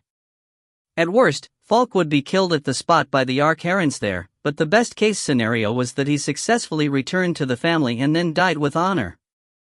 This would make it up to the Archeron family, as well as to the imperial family of the Sacred Alliance and the aristocrats of Faust. Marquis Gatton would lose a son, but so would Duke Joseph. This was quite a fair result, at least on the outside. However, from another perspective, the Joseph family had merely lost a warrior who might not even enter the ranks of sainthood, while the Archerons had lost a future runemaster. The loss could not be equated at all. To be blunt, even 100 Falks could not match up to a single finger of Richard's. The reason the Joseph family had chosen to do this now was because of these considerations. Richard had yet to establish himself in the family, and no matter how great his potential and talent was, for now he was only a son of Marquis Gatton. If he was given more time, becoming the official family runemaster or given a title, the life of even a small nameless knight could not be exchanged with that of a duke's son. When that happened, what they needed to hand over was, at the very least, a child of the family. This was political fairness. However, the limited loss to the Joseph family was everything in his life to Falk. That was why, when he stomped down with all his strength, he was chuckling almost maniacally. However, at this moment, Falk suddenly found things going dark before his eyes, to the point that he could practically see nothing. A large, dark sword suddenly appeared in the air, taking up his entire field of vision. An invisible pressure covered Falk's body, leaving him suffocated. Am I dying? The thought flashed through his mind like lightning, and he closed his eyes in despair while stomping with his right foot down more forcefully. If he could bring along a future runemaster with him in death, then it would be worth it. Just as the large sword was about to pierce into his chest, another ordinary longsword came flying over and knocked it aside. Just as Falk heaved a sigh of relief, he suddenly found his body stiffening, and he was rendered immobile with his right foot unable to move at all. He shouted from the depths of his heart, burning all the energy he could in an attempt to struggle free, but this force was far too powerful, to the point that he could not fight back at all. Just a little more, and he would be able to destroy Richard's head. However, this little distance was as far as a large moat. Falk despaired at the knowledge that his body was rising constantly, but he still did his best to kick with his right leg, attempting to deal Richard the fatal blow. Just a little more, and he would gain the sufficient price for his life. A well-built, burly man appeared in front of Falk, unbeknownst to even the onlookers. The middle-aged man had a spiny beard, and his short hair made him appear exceptionally sinister and formidable. His boorish and uncouth aura gave the surrounding young nobles the misconception that the being in front of them was not a person, but an ancient beast. The burly man had one hand gripping Falk's neck, and the other holding an ordinary longsword. The corners of his mouth were drawn back, and he let loose a laugh that seemed to come from hell itself. A young, beautiful woman appeared behind him, with short crimson hair and an obvious scar on the right side of her face. It matched with the chilling, somber aura she gave off, as well as the large, dark sword with hints of bloody light on it that automatically stopped any impractical fantasies any men had of her. If you find any errors, ads pop up, ads redirect, broken links, non-standard content, etc., please let us know. Report chapter so we can fix it as soon as possible. Book 1, Chapter 86. Conclusion. The burly man's laughter alone shook the earth so intensely that the young nobles and the Joseph guards lost balance, collapsing one after the other. A sinister look flashed on the man's face, as he brandished the long sword in his right hand to slash unbelievably smoothly at Falk's knee. The boy's right leg was cut off, just like that. The only thing Falk noticed at first was a peculiar hollow feeling coming from his knee, but that was followed by an overwhelming pain that immediately drowned out his consciousness. He screamed out in pain, blood spurting out from his knee like a waterfall. Richard, who was still below him, was drenched. The burly man turned his head to look at the powerful and unrestrained woman. "You don't need to dirty your hands for a small matter like this, Alice. I'll handle the trouble from here. You just conquered a big territory, and are still fatigued, Indeed, this beautiful red-haired young lady in her 20s was the person deemed to be a god of war amongst the younger Archerons. Alice R. Sharon, the youngest ever to become an earl through merit and not inheritance. Alice shrugged her shoulders. If I knew you were coming, I wouldn't have made any move. The burly man laughed. I simply happened to be passing by. How should I put this? Is it that this bunch of Joseph lads is too unlucky, or is our boy extremely fortunate? At the moment, a few of the guards from the Joseph family who could still manage to move about saw that Falk's right leg had been chopped off. Their eyes turned red in agitation, as they frantically shot up from the ground and rushed towards the Archerons. With Falk injured as he was, they would either be sentenced to a life of labor upon their return to the clan, or worse still, directly executed. The long sword held in the middle-aged man's hand flashed a few times. Two charging guards immediately lost control of their bodies, falling to the floor. Just as their bodies touched the ground, their arms came off at the elbow and their legs at the knee. The cuts were flawless each time, and both guards hissed out in pain as they rolled about on the ground, blood flowing everywhere. The third one took a step forward, but upon being freed Richard suddenly shot up and punched the side of his rib. He then stepped on the man's ankle. This guard was a level 8 warrior with a powerful body, but the sound of bones cracking rang out from his ankle. The blow to his rib was powerful as well, almost causing him to black out. However, he was an experienced fighter. He didn't dodge the abrupt attack, instead elbowing back almost upon reflex. Richard took a deep breath. He chose not to dodge the elbow, instead letting it hit his own abdomen. However, even with this strike the guard couldn't budge an inch from his position. It was then that Richard started a barrage of punches with both fists on the man's rib, his strength boosted by eruption. Asterisk thump. Thump. Thump, asterisk heavy and dull thuds echoed one after the other, each attack packing as much power as the last. The guard was trapped in desperate straits, held in place at his injured leg and forced to take the onslaught of punches. He couldn't even change his posture. The slightest of shifts would expose a larger weakness to the boy, which would subject his vitals to Richard's attack. Thus, he could only direct his elbow with all his might towards Richard, in attempt to pit his strength against Richard's to free himself. Richard did not dodge at all. There was a trace of insanity on his calm and composed face as fists of steel smashed into the guard's rib again and again and again with a steady pace and strength. It was as if he wasn't being attacked at all, even if the blood frothing at his mouth proved that he definitely wasn't having an easy time dealing with the death throes of this warrior. The guard's rib eventually caved in. He yelled out a final scream of despair, spitting out a mouthful of blood with bits and pieces of flesh within before he collapsed. Richard only raised his foot from the guard's ankle after the man completely collapsed. Once that was done, he couldn't help spraying out a mouthful of misty blood himself. He watched the severely injured guard, hesitating for a while, but eventually chose not to make any more moves. He instead raised his head, fixing a wolf's gaze onto Falk. He was silent for half a second, before his body glowed with a faint blue radiance. He stepped forward, advancing abruptly as if he was being pushed by an invisible hand behind him. He aimed his hand forward like it was a sword, transforming into a streak of blue lightning that rushed towards Falk. If one looked closely enough, they would notice that the pale blue light had formed a sword in Richard's hand. Silvermoon's fourth secret sword, Annihilation. It was the only one Richard could execute right now, but although Falk's body possessed the tenacity of a level 10 warrior, he would still seriously get injured by this dagger formed purely from the moon force of the fourth moon.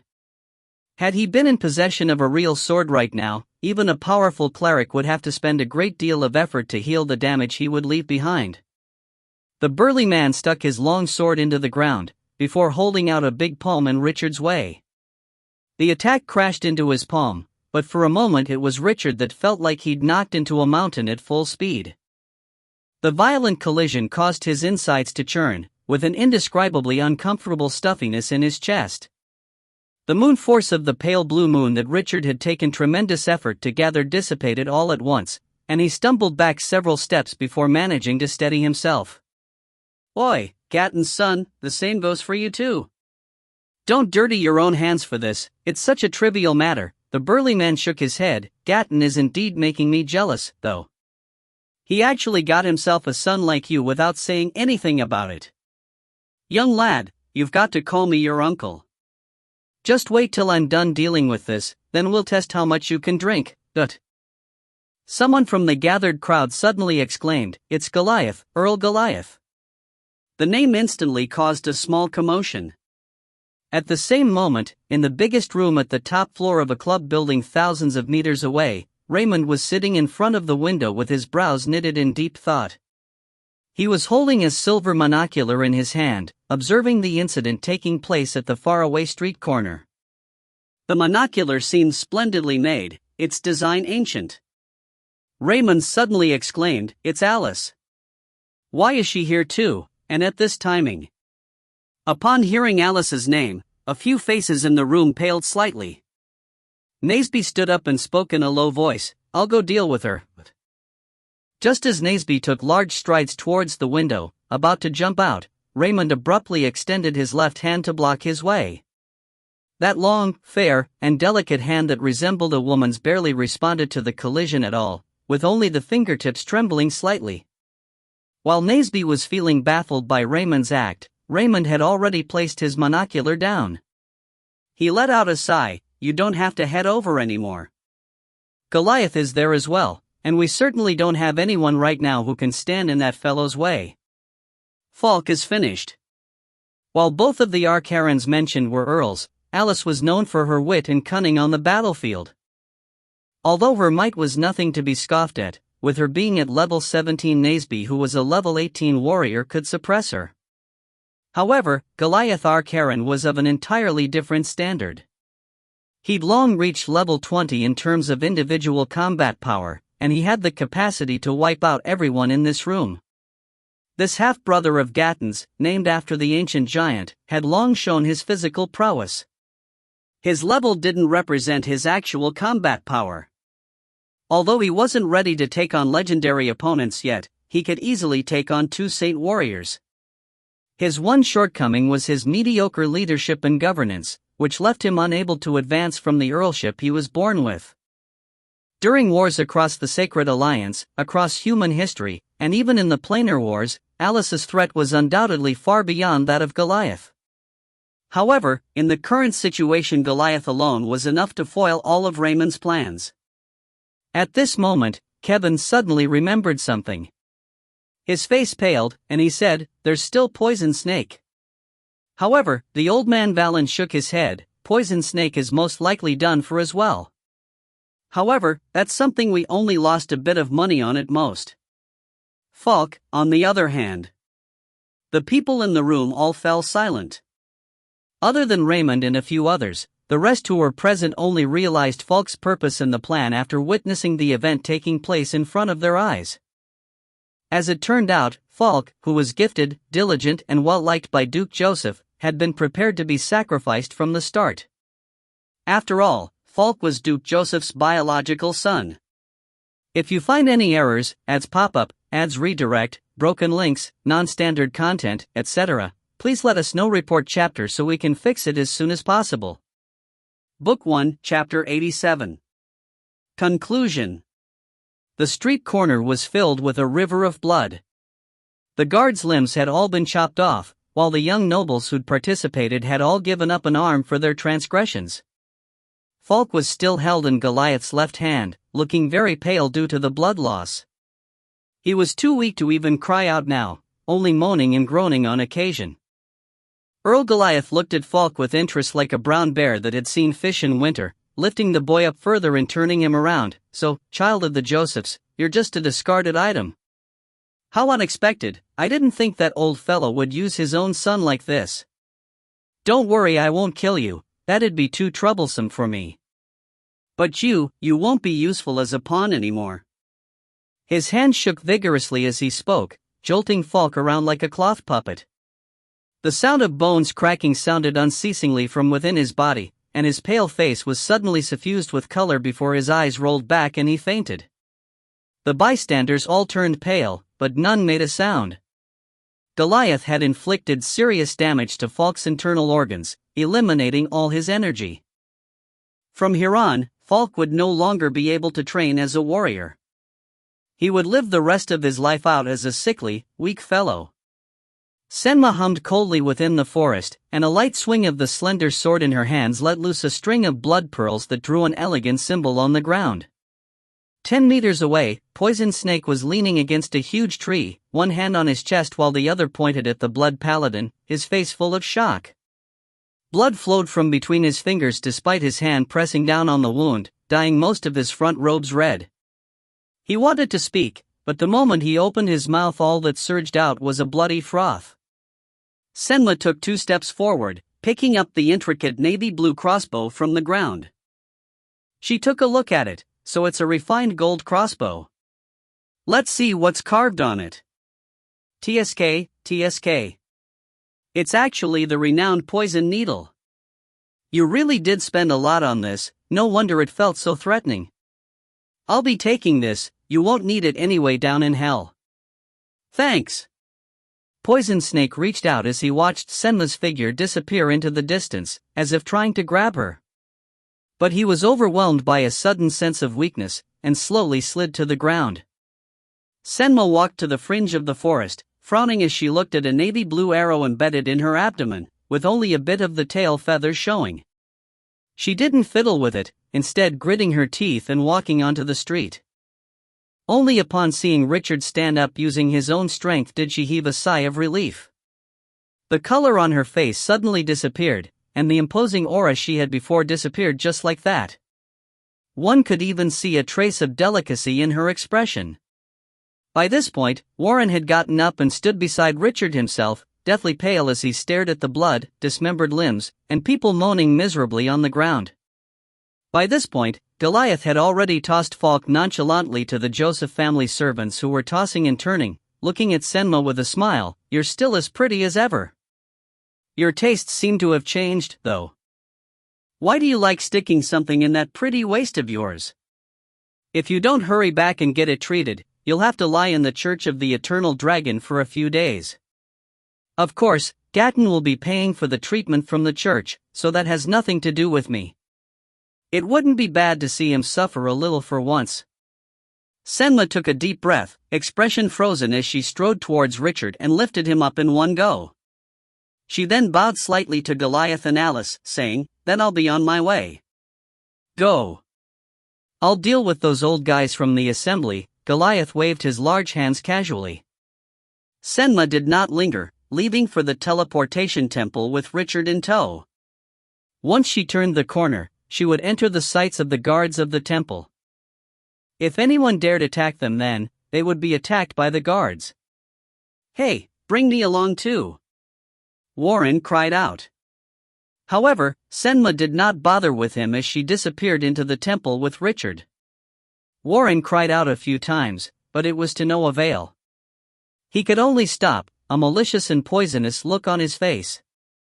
While he was Gatton's son, he did not hold a high position in the family. It was impossible to compare him with the 13 knights that had followed Gatton through life and death. While Gatton had many children, nobody had had any special treatment before Richard's appearance. It appeared that Warren's own privileges were even lesser. Glaring at Senma's back, Warren muttered hatefully under his breath, "Damn it, isn't she just a whore?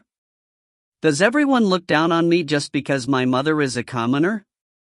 Someday in the future, I'll fuck you to death." The moment he finished speaking, Warren was startled to find there were 2 powerful beings behind him. Terrified, he quickly stole a glance and found Goliath and Alice speaking amongst themselves. It seemed like they had not heard what he'd said, something that let him feel relieved.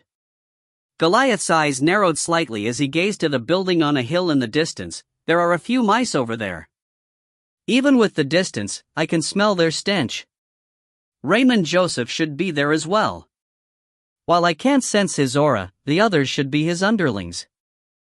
I've heard that Kid's status in the family has been rising quickly lately, and I think this issue probably has some relation to him.